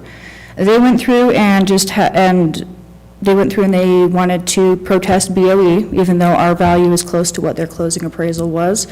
And they had somebody else do their appraisal, and we've got, it went from 790,000 down to 650. So, I mean, you do have differences between appraisals. And I can point out that this appraiser did not factor in this information, or they left out the fact that there's a three-car garage, things like that. It's not always that an appraiser is misleading. They're not saying this appraiser is better than this one. It's, okay, you made a mistake, you missed this evidence is more accurate. So they're not picking which appraiser is better, they're just saying, hey, this time your evidence has more information than this one does, and you missed something here, or you forgot to factor something in. Well, here again, why should we as a county be spending money to correct the appraisals? They have an association. They ought to have some board that can correct them if they're not Well, licensed. If they make mistakes. If they evidently make it's not mistakes and happening. That's can't the problem, pass is they don't the have test, something. they don't. Because There there's is a huge board. disparity. Why is that my job to correct them? There is someone you can report them to, it's just a matter of going through and reporting them. So there are BOE hearing officers that when they have evidence come through and they keep seeing problems with it, they actually do report it.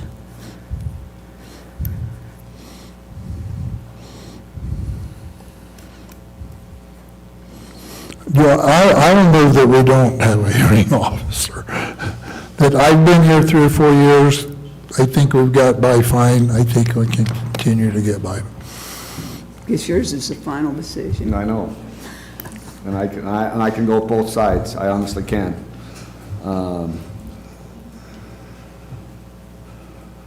I guess one of my frustrations is we keep blaming the other appraisal for being wrong.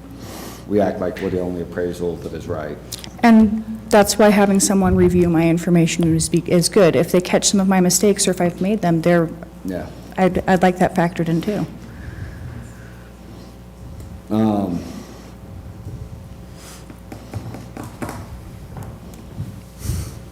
I guess we could get a list with what they charge, and maybe that would help us decide too. Do you guys want to think about it for a minute, and then we can come back to this and convene as BOE and make a decision during that time? Sure. Would that be okay? Okay, thanks. Well, I've been asked, I need to be excused at 12, so if you're going to come back, why?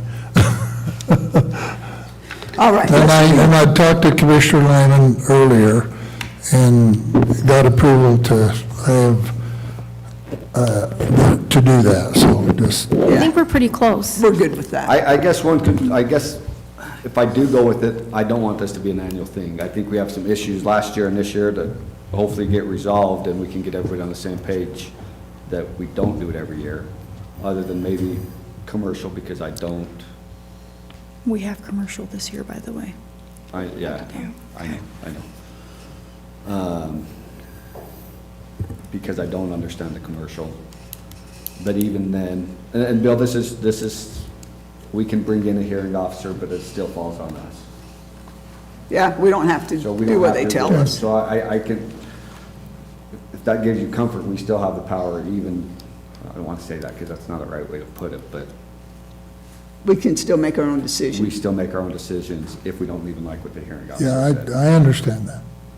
Because I do agree that government just continues to spend, and this is a way we're just continuing to spend. Now, maybe is it gonna be right to do this and have somebody else come in? Yes, it probably is, but at the same time, when you have everybody chewing out your ear because their property taxes continue to go up, and we go ahead and spend $20,000 more to do this, is also hard to swallow. But, sake of saving time, I'll make a motion that we go with a hearing officer for this year only, as of right now. I'll step from the chair and Can I- second do we that do motion. that now, or, Probably. sure, whatever you tell me. So are we voting on it now or waiting? We're waiting. Okay. All right, let's move on then. Sorry, Commissioner, I actually have an item from the county attorney's office and following agreements for the auditor can start and correct me if I'm wrong, but it sounds like upon somebody's retirement, they keep their laptop from the county. And while Pat is officially retired, he has resigned out for the next 20 years, so the question is, can he keep his laptop? No, I'm just kidding. No, this is a good one for the record. So it's customary to give a gift, and in lieu of a gift, I think it would be appropriate to let him keep his laptop. Discussion? Do we need to make a motion? You can, or you can just discuss and. He can. read through. He can I'm keep good. it. You good? Yeah, he can keep it. Okay, we have a motion and a second to let Attorney Finlinson keep his laptop. All those in favor say aye. Aye. Aye. Any opposed? Thanks. Pardon? Okay. I have a business license that I was waiting for information from the auditor's office, and now I've received it, rather than make them wait till the next agenda, if we can approve it and then ratify it at the next meeting, please. Okay.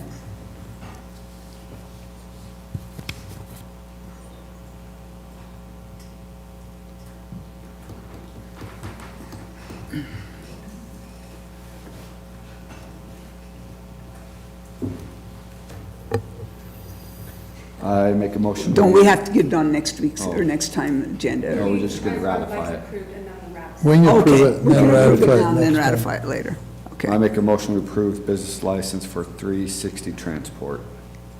I second it. Okay, we have a motion and a second to approve the business license for 360 Transport. Everyone in favor, say aye. Aye. Aye. Any opposed? It's the second page. Second page. Oh, yeah, there's a tag. And then we'll just ratify it at the next meeting.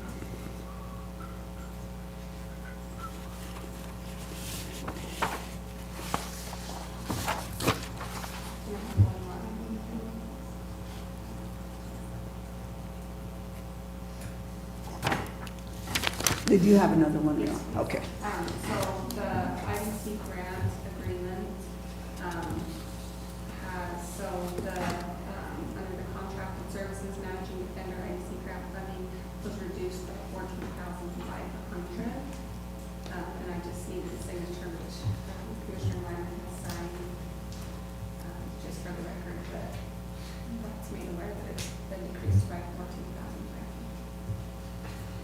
and the county had to make that up, so. When was that effective for the budget? Very excited today.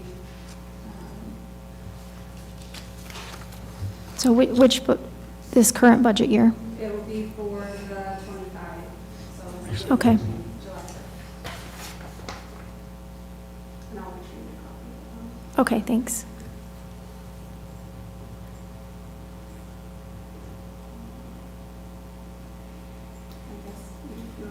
Don't better pass it over.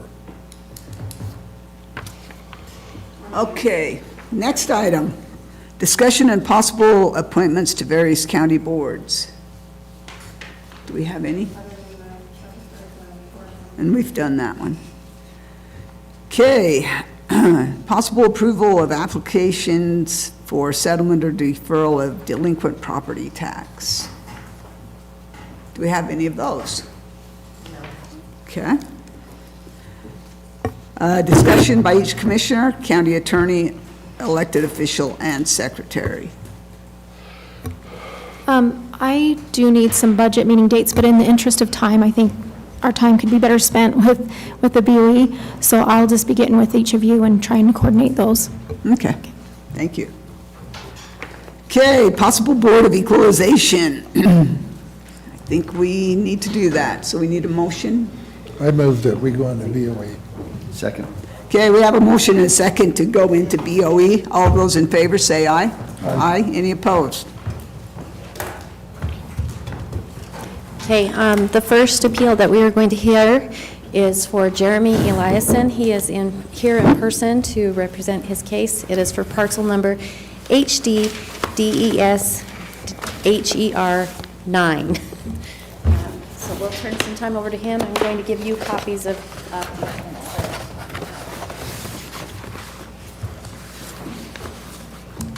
Welcome, Jeremy. You need to state your name when you sit down. Jeremy Eliason.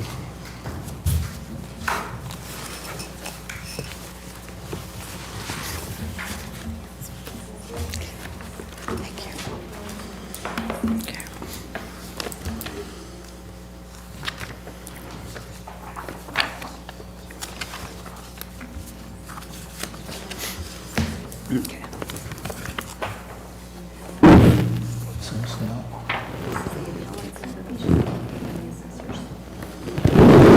They have copies of the things that you provided. Okay. Excellent. Sounds great.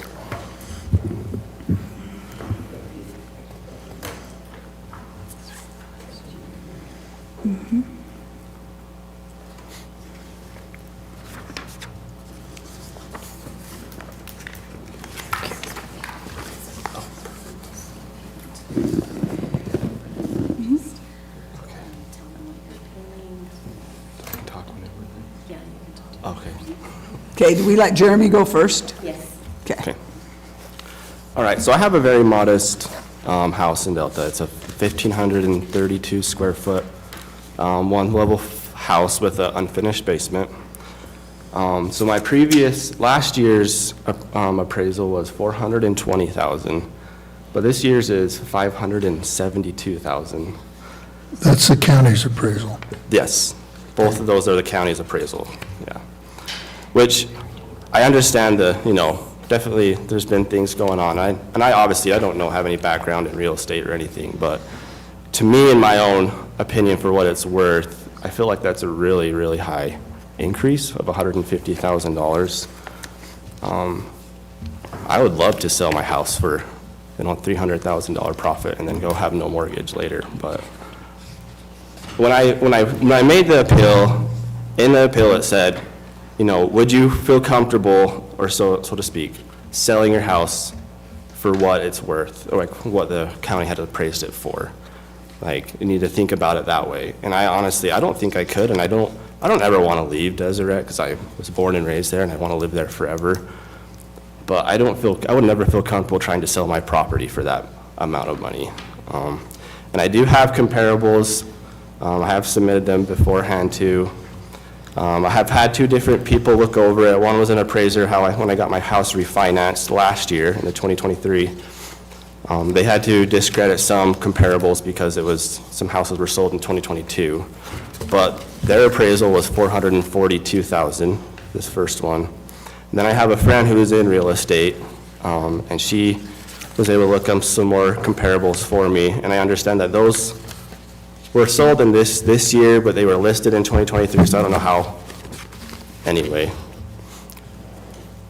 authentic they can be, but she also came around the same number for $444,000.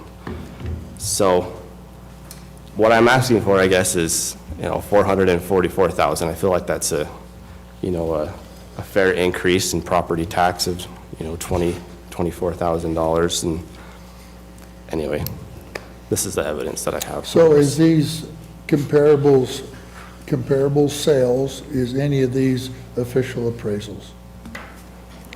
Do you have an appraisal, or are they just comparable? So there's two different documents, right? The first one is an official appraisal. So it was done by, Okay, it's an appraisal. yeah. What is it? Sorry, what was your question? What is it, and when was it done? It was done, sorry, let me look at the date. It was done in 2023, in June 2023. Okay, a year ago. And it was done by Margene Stevens. Okay, And so the second one is not an appraisal. so you have one appraisal and two comparables. Yeah, Okay. yes, thank you. Yeah. Anyway, I'm up for any questions. So what was the appraisal amount? The actual appraisal was $442,000. Okay, And then my friend who looked into, added more comparables to look over, she came up with the number of $444,000. so I guess the question's to Laura, do you want to explain to us, as we've been discussing, what that appraisal is lacking, and if them's valid comparables or not? Okay, before I even cover that, I do want to say, we actually have filed we did find something wrong with his account. We actually have already, that went through BOE already for a fix that dropped it down to 502. So there was an error on the account to begin with, and we have already fixed that. So the 572 is not what we have it valued at. So let me ask you a question, not to put you on the spot. Go for it. This has happened on several times when somebody comes in, and you've come in, and because of computer and everything, we found an error. So what happens to all the errors that people don't protest? I mean, they're just there. This bothers me a little bit, that we always come and find this error. So how many errors are there? I realize the last 2 or 3 years, we've gone through a lot of checks, but all the time this seems, well, we found an error. If Jeremy hadn't protested, we never would have found the error. And so That's Jeremy why we has a ask comment. people to review their We can't have information. everybody protesting. you know. No, but before we even have protestations, when a notice of valuation goes out, we want people to, we ask them to look at them. If you see anything off, call us and we review the information. Okay. So some of Very few of the, them's reluctant to do that, but anyway. I know we ask them, I know your office is open. I've told people to call you. You've been totally willing to help solve these problems, so that's really not the problem. It's just that very few people's really reluctant. and that's some of it. So that puts a responsibility on us to do our due diligence in every way, shape, and form, try to get it right, And we so we do. don't have to discover these, so. So And I think we're trying to do that. It's just not easy to do, okay? Yeah, but that's also why we review them every 5 years. That's why we send out a Okay. notice of valuation to begin with. So with this one, so it would we actually had it drop down to 502 once we had that fixed. So going with I'll start with the property comparative and market analysis. Some of them are 2024 sales, as he said. Let me just go back to my pages where I have that marked out. There's no adjustments 4 times, so 2 of the sales took place in 2023. They are similar shaped.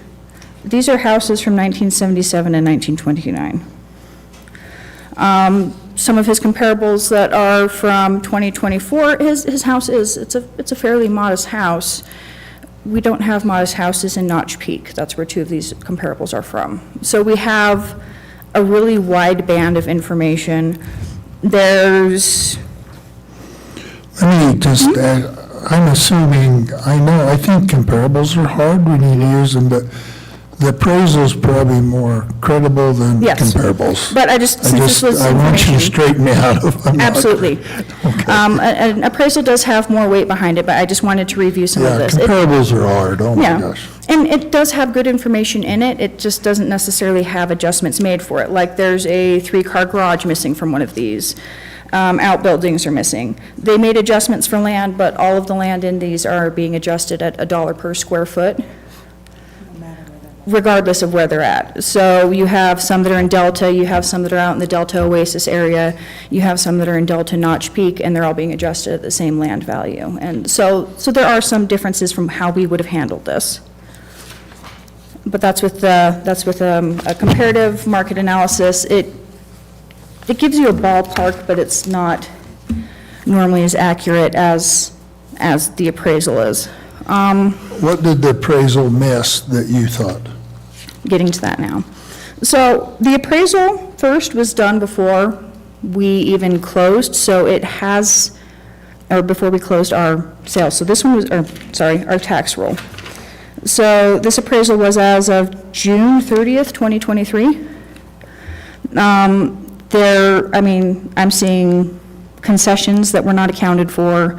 We have anything going from 1 acre in HD to almost 5 acres to .27 acres that have no variances based off of where the acreage is at, so there's no land adjustments in this at all. Some differences in qualities. There's some houses that she says are comparable that I would consider much nicer than his, and some that, they're fine. Yeah, no adjustments for age, and his house is brand new. So when you're comparing his house to one of these comparables she's using, she does have some adjustments for age. But so she has adjustments for age, but she's also, where she has this qualified as, is considering it to be a house that is already, this C3 box is what I'm looking at right now. That is considering it a house that has been lived in, it's been maintained, but it's a little bit more older, a little bit more lived in. Normally, a house that was 6 months at the time, I would not consider to be a C3. So I don't think that she's adjusting for all of those things. We're missing a basement apartment on comparable sales too. The calculations she has for this and the square footage that was actually on the MLS listing are not the same. We have one that has a sales price that's wrong, just things like that. One of them is missing a 6-car garage that has a built-in salon. You're talking about comparables? Yes. Okay. So one of the ones that she's using as a comparable has a 6-car garage, and she also has a salon that are both mentioned on the MLS sheet. There's no adjustments made for those. Okay, on the comparables, good. Jeremy, what else would you like to say? I was just first made aware of their error, I just barely heard it for the first time right now, so I didn't know. Talk into your mic. Sorry, I just was barely made aware of their error. This is the first time I've heard of it, so I had no idea they had adjusted my appraisal at all, so. Most of the errors were comparables, not the appraisal. Well, just the error for her appraisal, yeah. Yeah, okay. Bring it Right. down to the 500. Yeah, yes. So you wasn't informed of that? I wasn't, Okay. no. When you made, According to our notes, there was a phone call that was placed, and that one's been filed. But we had, we have a note that specifically says that he was notified on the phone, so. I realize I that we missed it missed on the this, but Okay. normally, let me ask you this, when you make an adjustment, normally he should have knew. Yes. Okay, I understand it don't happen all the time, but the normal procedure, if you make an adjustment, then the landowner should have probably known that. In this case, he didn't, which Yes. is fine. But normally, the process would be, you would instruct, before they come in here and spend all this time sitting there and found, it's quite a bit, or it is different, so, Yeah. okay. Was this one that was offered a stipulation, I thought? No, that was a different one. Because we didn't receive an assessor adjustment on this one. Let me look into that and figure out what was, this might be one of the ones where, They Yeah. came back and gave me a new one of like 490,000-ish for something, but I was never made aware of the 502,000 adjustment. yeah, the 490, the 502 was a guess. That's not the actual, I don't have the paper in front of me on that one, but yeah. The 490 was what we came back with. 491, yeah. I guess, Jeremy, is that more acceptable to you, that, I mean, it's. obviously it's better than where we were, yeah.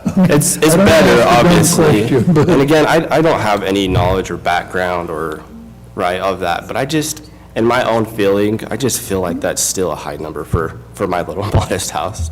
I know it's newer, it's brand new, and it's in a nicer neighborhood in Deseret Park, right? But it's still a really big jump to me. And again, I have no background, this is just me, my own feelings, so, for what that's worth.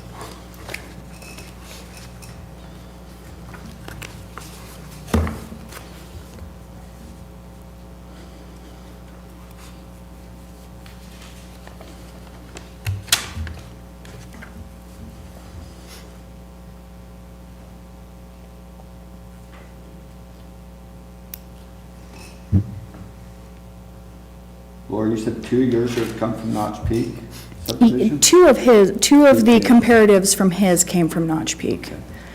And again, your house, it's a nice little house. It's newer, but it's not Notch Peak.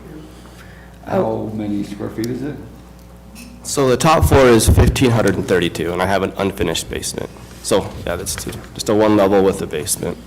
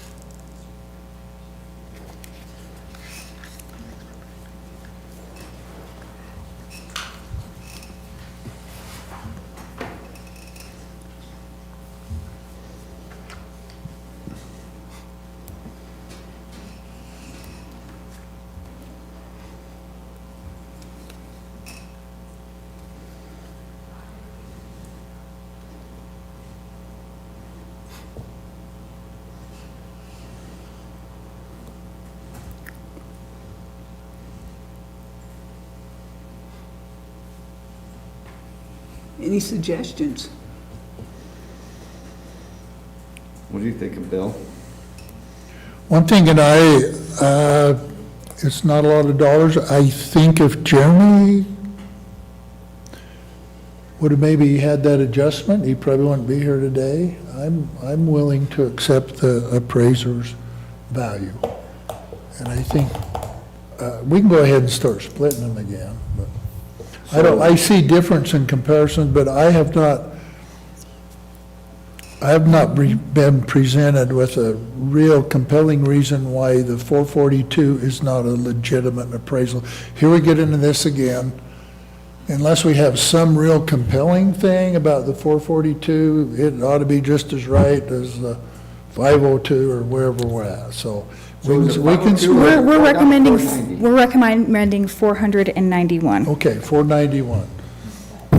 So I would move, just so we can go forward, that we accept our appraisal's adjustment at 491. I'll second that. Okay, I'm not going to vote because he's my cousin, but anyway. We have a motion and a second to accept the appraiser's value of $491,000. All those in favor say aye. Aye.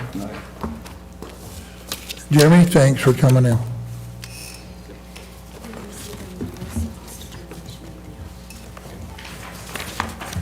as I told you, I'll keep moving forward with action on hiring an independent hearing officer to hear the proposed issue hearings. That's a decision made by the county commission and not the board.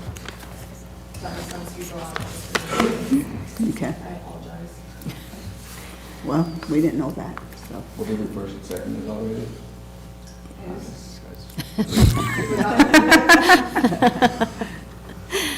Okay, the next parcel that we need to review is owned by Karma Brown. It is parcel 5918-A-2. I'll pass out the information that we have, and she did not wish to appear in person, so we'll discuss, the assessor will help in discussing both sides. Commissioner Wright needs to leave, so we will excuse him for the rest of the meeting.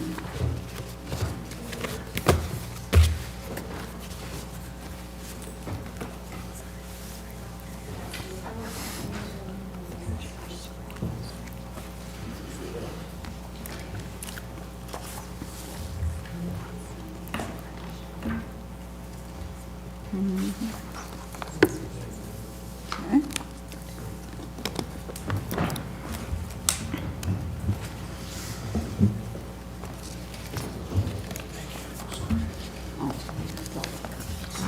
You're awesome. Thank you. Go for it. Okay. So Karma's has a couple of letters. She had sent it first, and it was missing some information. We did request a little bit more information. So her first letter, dated August 14th, she talks about the property's farmland without water rights. It's similar in appearance to the parcels described in the enclosures. The enclosures that she included are those, they are from View Utah Listings for... You never sent these to us, by the way. I didn't. No. Anyways, continue. Oh, I'm sorry. You're good. There's my emails on the top. No. Okay, so hopefully they'll, I apologize for that. So she says the pricing, that asking price and that of the $55,000 for 160 acres yields a value of $344 per acre, and so she feels that her 111 acres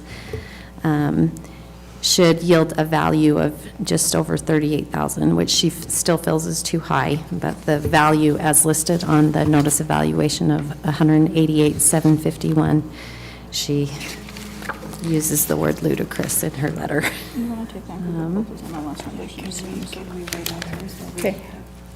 Can we hold on this 1 second? I'm just going to have her quickly go verify a couple things on this. Okay. So if we can hold on Karma Brown and handle the stipulations Okay, first? so let's move to the stipulations.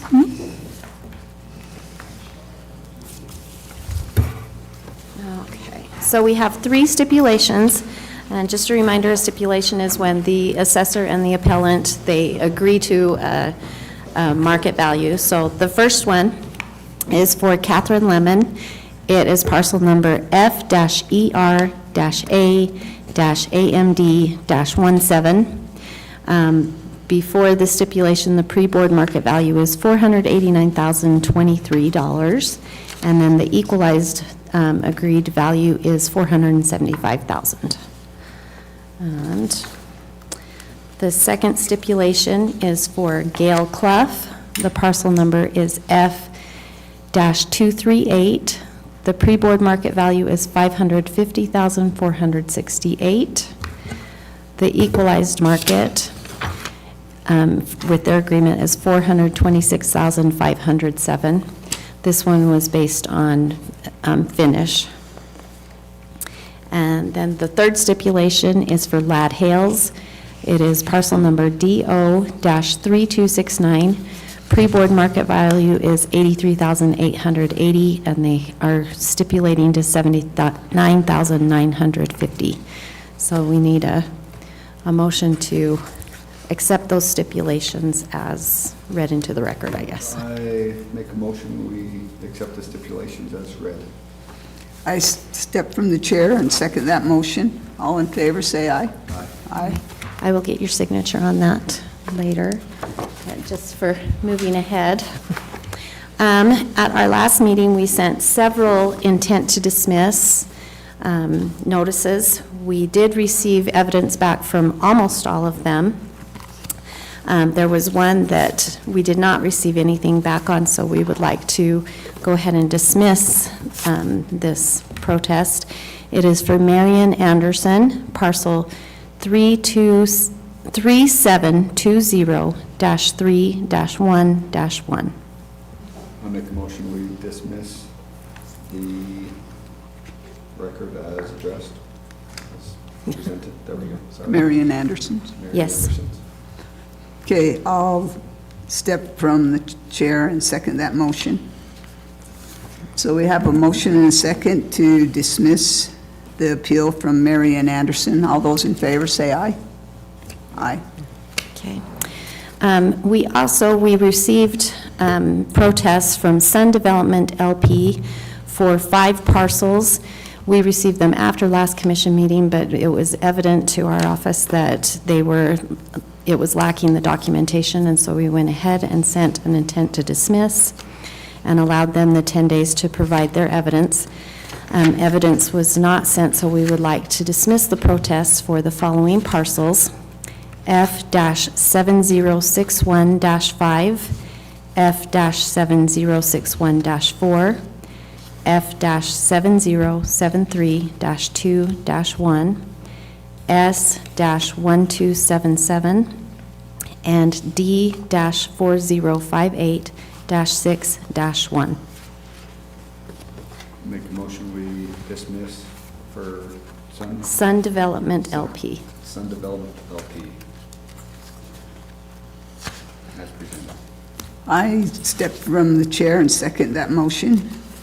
So we have a motion and a second to dismiss with protest the appeal from Sun Development LP, is that what you said? Yeah, for the 5 parcels listed. For the 5 parcels listed. All those in favor say aye. Aye. Okay. And we also received, and this will be up to the board, when we reviewed the protest for Leif and Joyce Parrish, their agent that's representing them is Sherry Berry, for parcel number F-485-1. In that review, we found that their appeal statement is based on the difference in the tax between the home that's adjacent and then the property that they're protesting. And the adjacent home receives a primary exemption, where the property they're protesting does not receive the primary exemption, and that is based on a form that they returned to the assessor's office. Do you have anything else to? And the only evidence they provided to either of the offices they sent in an email with questions based off of the tax values. Why am I paying taxes the same as this house next door to me that's much nicer? And it's because the nicer house next door is getting a 45% exemption. It's primary. So this is like a vacation home? It's my grandma and grandpa's Yeah. home. So I don't know if we can. So we might have to keep it for next time? So we might have to wait? Yeah, we better wait on that one. Okay, we will. Any conflict of interest is supposed to be disclosed in writing with the appeal. If she calls, just tell her to call me and I'll tell her what Okay, happened. we will hold on that one. Thank you for disclosing that, Will. And then we also received one that we would like to send a notice of intent to dismiss. It is for, the owner is FTA Pavant Holdings LC for parcel 8531. They are requesting that it be put into Greenbelt, but they have purchased the parcel in August of this year, and they haven't followed the Greenbelt application process. They want it put into Greenbelt for last year. As of January 1st, they didn't even own the property. So, and they haven't even filed a Greenbelt application for it yet this year. There've been no attempts from them to put this into Greenbelt. And What's the name? FTA Pavant Holdings, parcel 8531. The property was previously owned by Terry Carlson. it's never been in Greenbelt, by the way. Okay. I make a motion we dismiss as presented. Okay. Okay, I'll step can't from remember all of the chair and second that motion. All in favor of dismissing the Greenbelt application from FTA Pavant Holdings LLC, say aye. Aye. Aye. Any opposed? Okay, are we ready to go back to Karma Brown?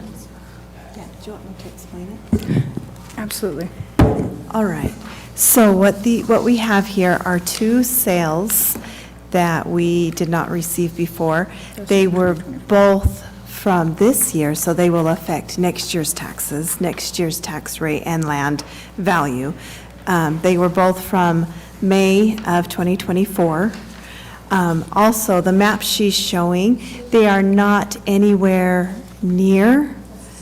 It is a much less valuable area in the Black Rock area, just near the southern border of Millard County.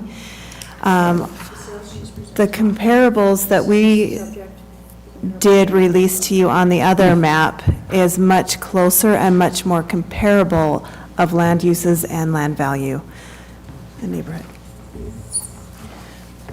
One other thing I wanted to review on the sales that we submitted. Oh, This is her. yes, thank you, you're good. So the subject, it wasn't noted on this, but the subject is currently being valued at $1,700 an acre. These sales that are in the general area range anywhere from $2,000 to $3,000 an acre. So she is being valued lower than the comparable sales that we have. So we're not asking that she be adjusted to any of these values or anything, we're just asking it be left at the $1,700 an acre.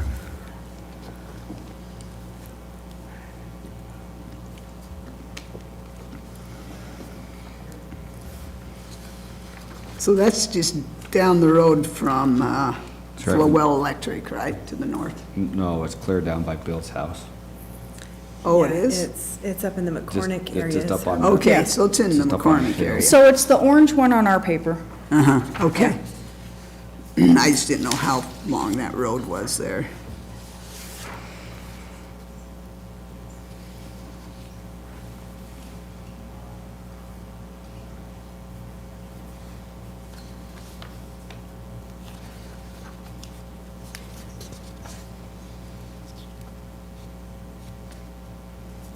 So it looks like the other ones that are situated kind of by farm ground have actually, and hers is too, have been assessed a little bit higher than hers is.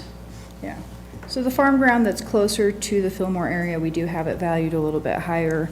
The two comparable sales that she has are out near Black Rock, and that's one of our really vacant, really cheap areas. So Oh, we yeah. wouldn't even consider them to be similar. I don't know why anybody would want to buy land out there. They do, though. ATVs. ATVs, yeah. And those are just listings, it's not. Yeah. Yeah, I didn't see if they true were. Yeah, they're sale. just Yeah, active. they're active sales, they haven't even sold yet, by the way. I didn't realize that, sorry. No, you're good.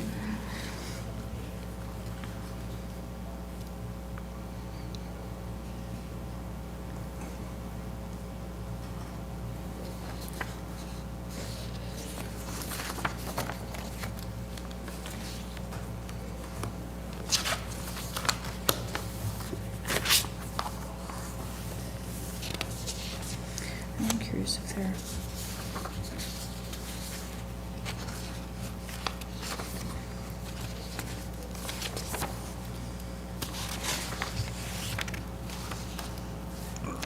Are ours very comparable though at the same time?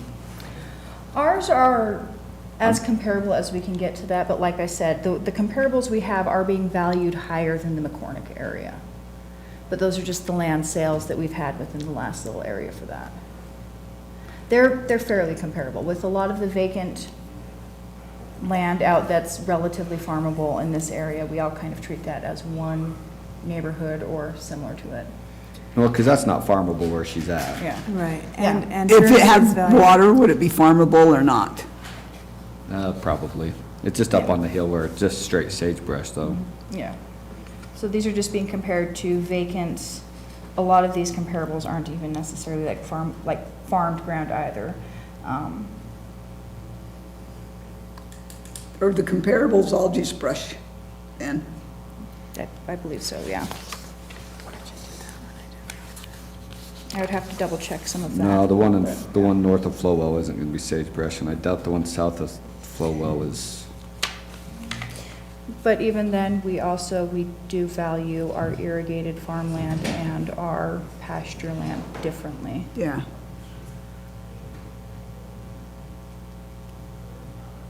So the one that's valued at 3,170 per acre, is that irrigated? I honestly don't know. That's Okay. what it's sold for, but I would have Okay. to double check on that one.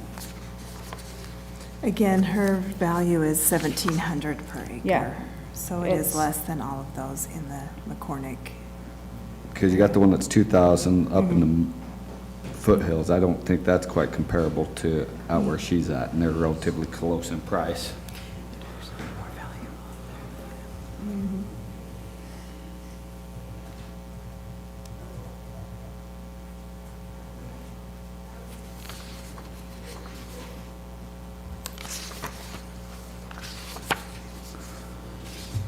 This one on the north side of the,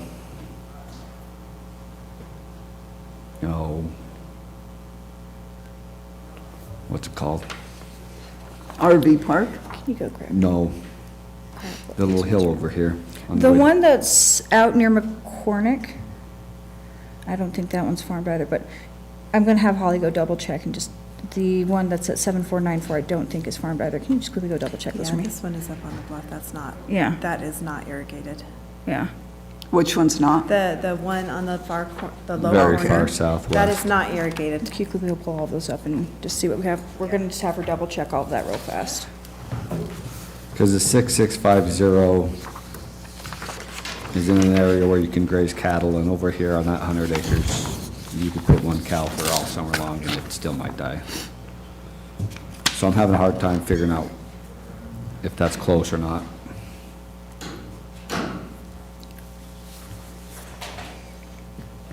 And then the 7016's up in the mountains. People are gonna pay more for that. In that area, they haven't typically, they have in some of the Oak Meadows area, they've been paying closer to mountain values.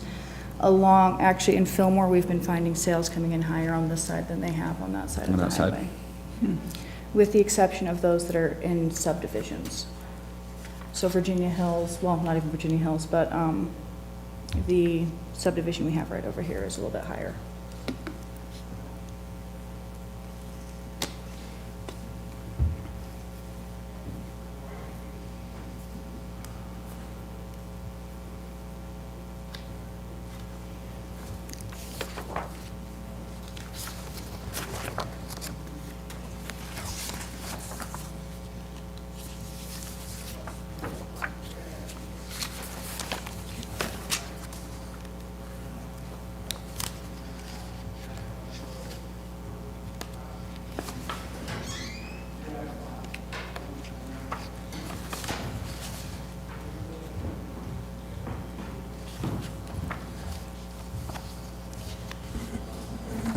All of these comparisons are non-irrigated, just grazing. Okay.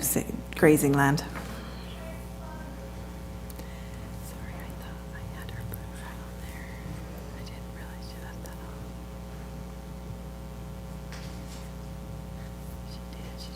Well, I still think it's a little high. I don't know what you think, Vicki. You think we should go 1,500? I'd say at least, but I'd be fine with that. Because all of those you could, all the other ones are grazing. That one's not grazing either. Even if you put a fence around it, you can't graze on that 1,100 acres, or that 1,011 acres. With ours, so the way that we have historically valued it, unless it's in green belt, vacant land, unless it's irrigated, we just treat as vacant land. Yeah. So, And Well, I know, but. only one of these was in Greenbelt. The rest of these were just It's just vacant. sagebrush fields Yeah. that in our system, we put it as grazing because it can be used as grazing, but there is no water to it. Yeah. It's sagebrush.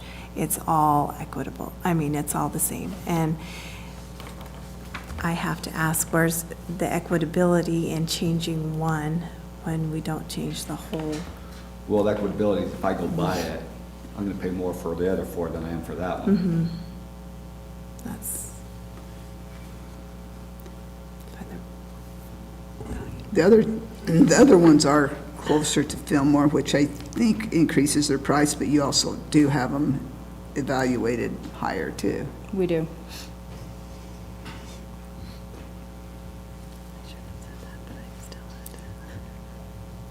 So I know you guys don't like that, but Yeah. that's, just because you plug something in the computer doesn't make it worth it. It's the same. No. Just because you say they're both vacant ground doesn't mean they're equally We're not treating them the same, though. valued. It's, the ones that are even closer to it, I mean, it's up to, $300-400. We have it at 17. Yeah. So even if you take out the one on the far side and you bring it in closer to these ones that are more comparable, you've got $3,000. This one that's $2,125 doesn't even have, it's not nearly as close to the road as any of these other ones. No. You have a $425 per acre difference. Do we know how much power, is there power access to any of them? With these vacant ones, Yeah. if they have power hookups or water hookups, we actually do value that. I know, but do they have line going through that I could hook up a power line for? I honestly don't know. For some of these, I can tell you right now, the ones up the mountain do not. The one that is out near Flowell would, but the one that's on the closest to the bottom, I don't think they do. I wouldn't know without checking. Okay. Do you know if these have water rights? We don't value They- water well, rights. I know, but Yeah. do you know if they have any water rights with them, with the ownership? So none of them are being, so back to that, none of them are being irrigated. When they're sold, they usually will sell water rights separately, if they even sell them. If they factor water rights into the No, they sales, don't. we Buy agree with water that. the same, like I don't make a separate transaction when I go buy a farm. Well, no, water. but you can't. So when we do our sales, if it has water rights included with it, we actually track down the value of how the water rights were included. Okay. But I know, but that Yeah. increase, if there's a water right to that, that increases the value because I can build a home there and have water and access to power. If this one has no water rights in it, I can't build a house out there. I can't, there's no power Well, line. if you, running if through you it. acquire water rights separately, you can. Yeah. And that But is do we know, doable in do some we areas. know that? Is that why that valued property sold for more? So one of them did have some water I think one of them did have, Probably our ones to Yeah. RV hookups because. yeah. So that one did have water, or it has RV hookups with it. I don't know if they included the water right with it. They did not include that. But I'm also the one I'm looking at, because that one's also in middle of Flowell. This one that's 2,125 acres, or per an acre, it's on the same side, it's similar, it's actually has less road access because this orange part of the subject parcel it's on the road. Yeah. Not even these are, so some of these are even more isolated than she is, and they're still coming in at 2,125 an acre. I know, that's why I'm Yeah. asking, is there access to, do we know if there's access to power, if there's a power line running out there? And I'd assume there is because there's pivots out there. Okay. And I don't think there's power lines running by that piece of property, The subject or the subject. 7494? or at least not relatively close. Isn't that on the main road? That's on the highway. That's right on the highway. It's on the highway, but Yeah. there's a power line running right next to it. There's a house right in that area. Okay, yeah, that is true, Yeah, up the street, yeah. okay. But do we know if that's, are we factoring that in on all these ones? The house or the The accessory? access to power, access to water. Because if I have a piece of property here and here, you take everything away from it, they both are sagebrush, but all of a sudden I have access to a water right, or I buy water right. This can triple in value just because of water, and I'm not paying more for the water. I'm gonna pay $2,000 an acre foot for water, but I'll pay $40,000 for the ground because I can put a house there. If it has a hookup to water, if this parcel has a well, we do factor that in. But just because the owner has a water right, we cannot just factor in that, yes, they have a water right, because if they have one, they could use it for this parcel, they could choose not to use it. Well, no, I So- know, but we still gotta value that in that it's worth something. Most of the sales that we have will actually say water rights can be found separately, or water rights are not included. Well, because I'm not We gonna can go buy a work with piece of that. property and say, well, I don't intend to use the water right, I just want the property, and they're gonna be like, okay, yeah, well, can we get water right? Oh, absolutely, Because I don't intend to but use we don't track whether or not people have water rights. it. Yeah. Valuing that's water what I'm rights saying. can actually get us in trouble. No, because you're not valuing it. but we do the it water should- But it hookups. should go into the value of the property, because the value of property is more if it has water. I'm If not it- saying yeah. water right is Yeah, worth, but the value of the property is worth more if it has water rights to yeah. it. So if we have a water hookup, we value that, we factor that in. But, or if it's sold with water rights, we do try to get that worked into it. We talk to them, find out how much it was valued with it. But we don't go through and check if every owner has water rights to that parcel. Yeah. Just because there's a power line there does not mean that they actually can legally or financially feasibly get into it. Yeah. We have some houses that they're right next to a power line, however, the amount it would cost to run power up to it is astronomical. We have one right over here that they built the house, it doesn't have water rights, it does not have power, we have to factor that into the value. And the amount it would cost for them to get that, so when it has sold, it's been heavily discounted because there's no rights to that house, there's no power to that house, and it's going to cost them an arm and a leg to get hooked into it. So just because there is or is not water rights, if they can't drill a well there, I mean, they might have the right, how much is it gonna cost to put water in? Yeah, but that doesn't matter, that's No. on them, that's not on us. But if No. they have access to be able to, that's when property value is worth But, more. yeah, but I can also go talk to my neighbor and get some shares for water out there. We don't track who actually has water shares. Why? Yeah, I know. Yeah, so with the parcel, I don't know whether or not they actually own shares to that parcel. Yeah. We do not factor that in. Well, without knowing what access to that stuff, I feel like that is steep, and that would be my reasoning to go into Okay. $1,500. Just because of its location, even though it's on the highway, I would say we're okay doing that. So do you make a motion? I make a motion, we lower Karma Brown's, I guess what would that be? To 1,500 per acre, Yeah. parcel 5918-A-2. To 166,545.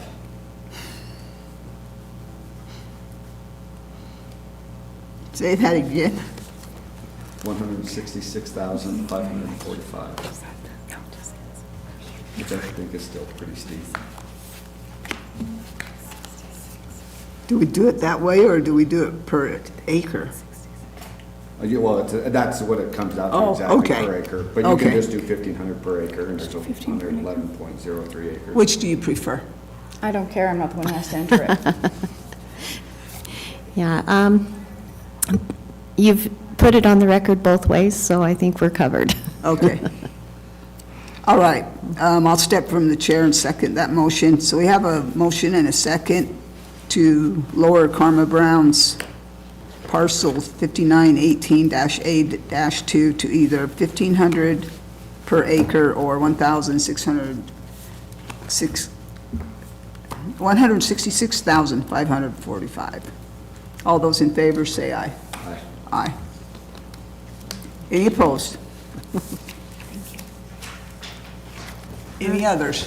Okay, so we have a list of assessor adjustments. These are ones that, obvious assessor adjustments. We have been adjusting and sending the notices. We just want your signature on those. Also, this list shows the remaining owner appeals that we still need to hear, so you can have a good idea of how many we have remaining.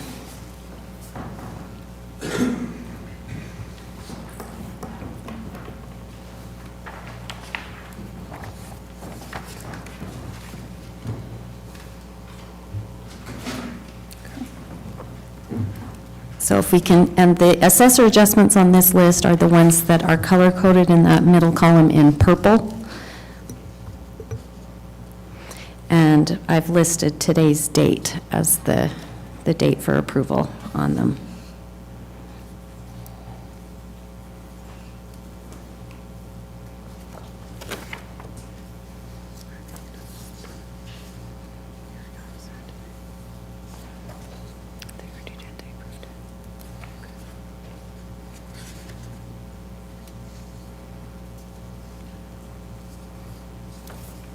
George, just approving the ones in purple. Is that what you said? Yes.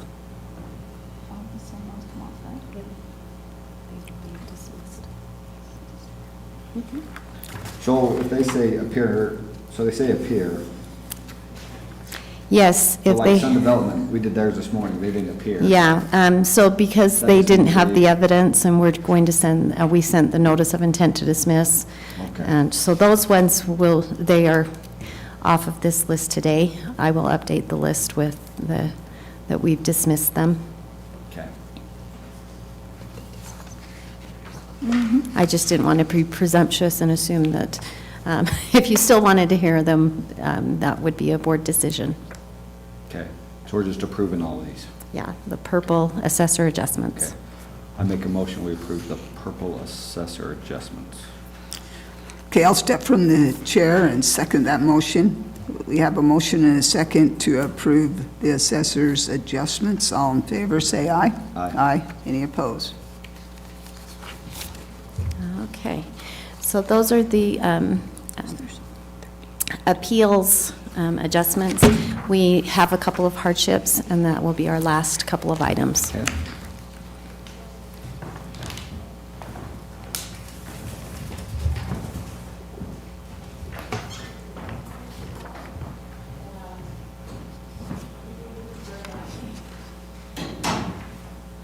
So 2 weeks ago, we tabled the application from Joshua Rusby for parcel H-2174-2.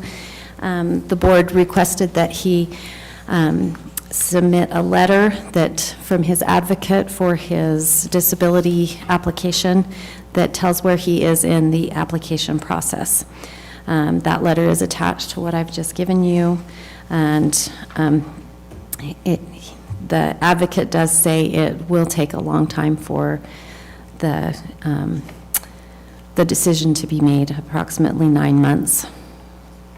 And so at the time, for now, he is still in the application process for that Social Security disability, but his income and his letter, his income for 2023, his federal adjusted gross income was $20,469, which in the property tax credit refund schedule that comes from the state, it would put him at 40% eligible.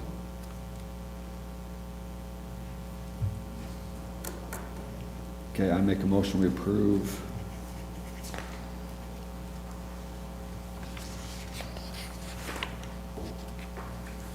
the tax adjustment for Joshua Glenn Allen Rusby for the 40, you said 40%? Yes, 40%. Okay, I'll step from the chair and second that motion. We have a motion and a second to accept the tax adjustment for Joshua Glenn Allen Rusby down to 40%. All in favor, say aye. Aye. Aye.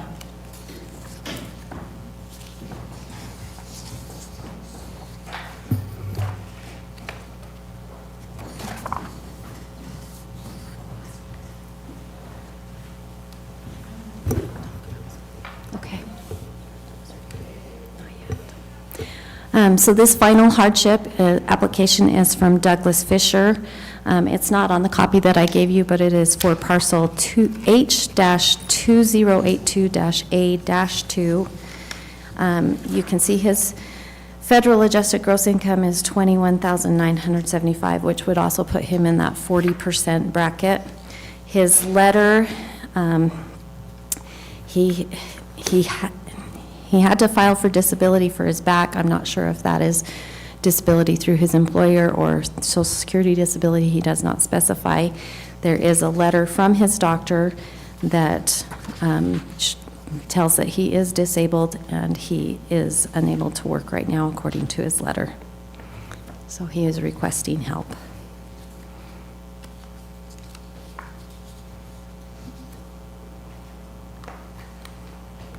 And what would be his adjusted tax rate? His income for 2023 would put him in that 40% bracket. I make a motion to approve the tax relief for Douglas Scott Fisher in the amount of the 40% he qualifies for. Okay, I'll step from the chair and second that motion. Okay, we have a motion and a second to accept the tax relief for Douglas Scott Fisher in the amount of 40%. All in favor, say aye. Aye. Aye. Okay, thank you. Auditor Smith has a couple of things she wants to address to the Board of Equalization. So just reading in the standards of practice that the conflict of interest, it says any member of the BOE, including hearing officers, must acknowledge in writing any potential conflict of interest in a property which is being heard. The county auditor will keep a record of the conflict of interest statements with the appeal and the official minutes of the BOE. So would you guys both email me on those specific accounts where you had a conflict, and then we'll make sure it stays Okay. there. So.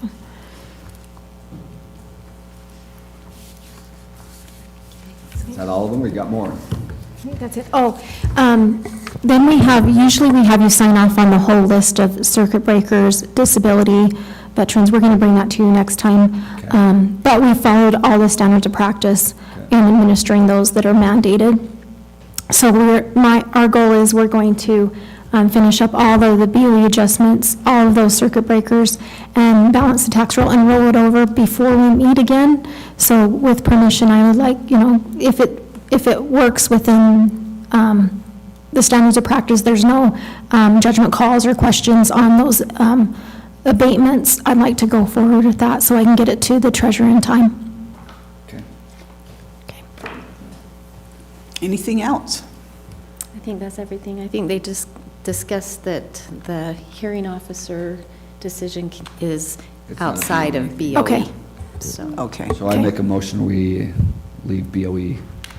Okay, I'll step from the chair and second that motion. We have a motion and a second to go back into regular commission meeting. All those in favor, say aye. Aye. Aye. All right, thank you, ladies. So, I make a motion, we hire a hearing officer for this year. Do you want to look at the price first, or? Well, we're just approving that we can hire one. Okay. Not any specific one. Do we have to? Okay. How No, do you want to do that? I will give you, I have some names and phone numbers. Okay. Do you want to contact them yourselves? And I'm willing to do that. okay, that'd be good. Okay. So, but do we need to have that motion to, at least that we can do it, or it doesn't matter, or just do it all at once? I'll second your motion. I'll step from the chair and second the motion that we look for a possible hearing officer. Okay. All right, I'll get you the information. Okay. All those in favor, say aye. Aye. Aye. Okay. Because how much is it going to cost? Are we going to have to? Their rate, I'm sure we can find it in the budget. And will we need it? Yeah, does it have to be in a commission item? If we find something that's less than $10,000, do we have to bring it? Oh, yeah. Will I need them for one day, or do we Yeah, need them? you're only talking, I mean, if you only have 18 appeals, and we think we can handle them all in one day, so you're talking one day, so there's no way it's going to be in anywhere near $10,000. Okay.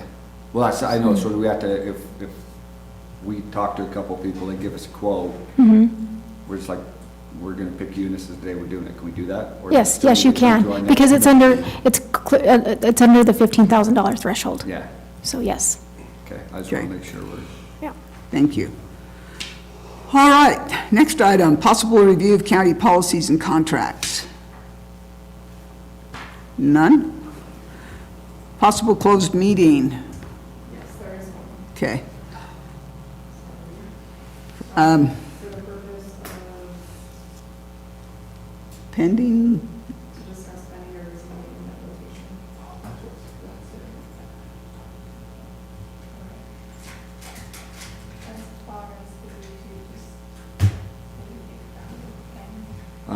make a motion to go into closed session for pending litigation.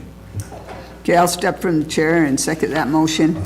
We have a motion and a second to go into closed meeting pending reasonable or imminent litigation. All those in favor say aye. Aye. Aye.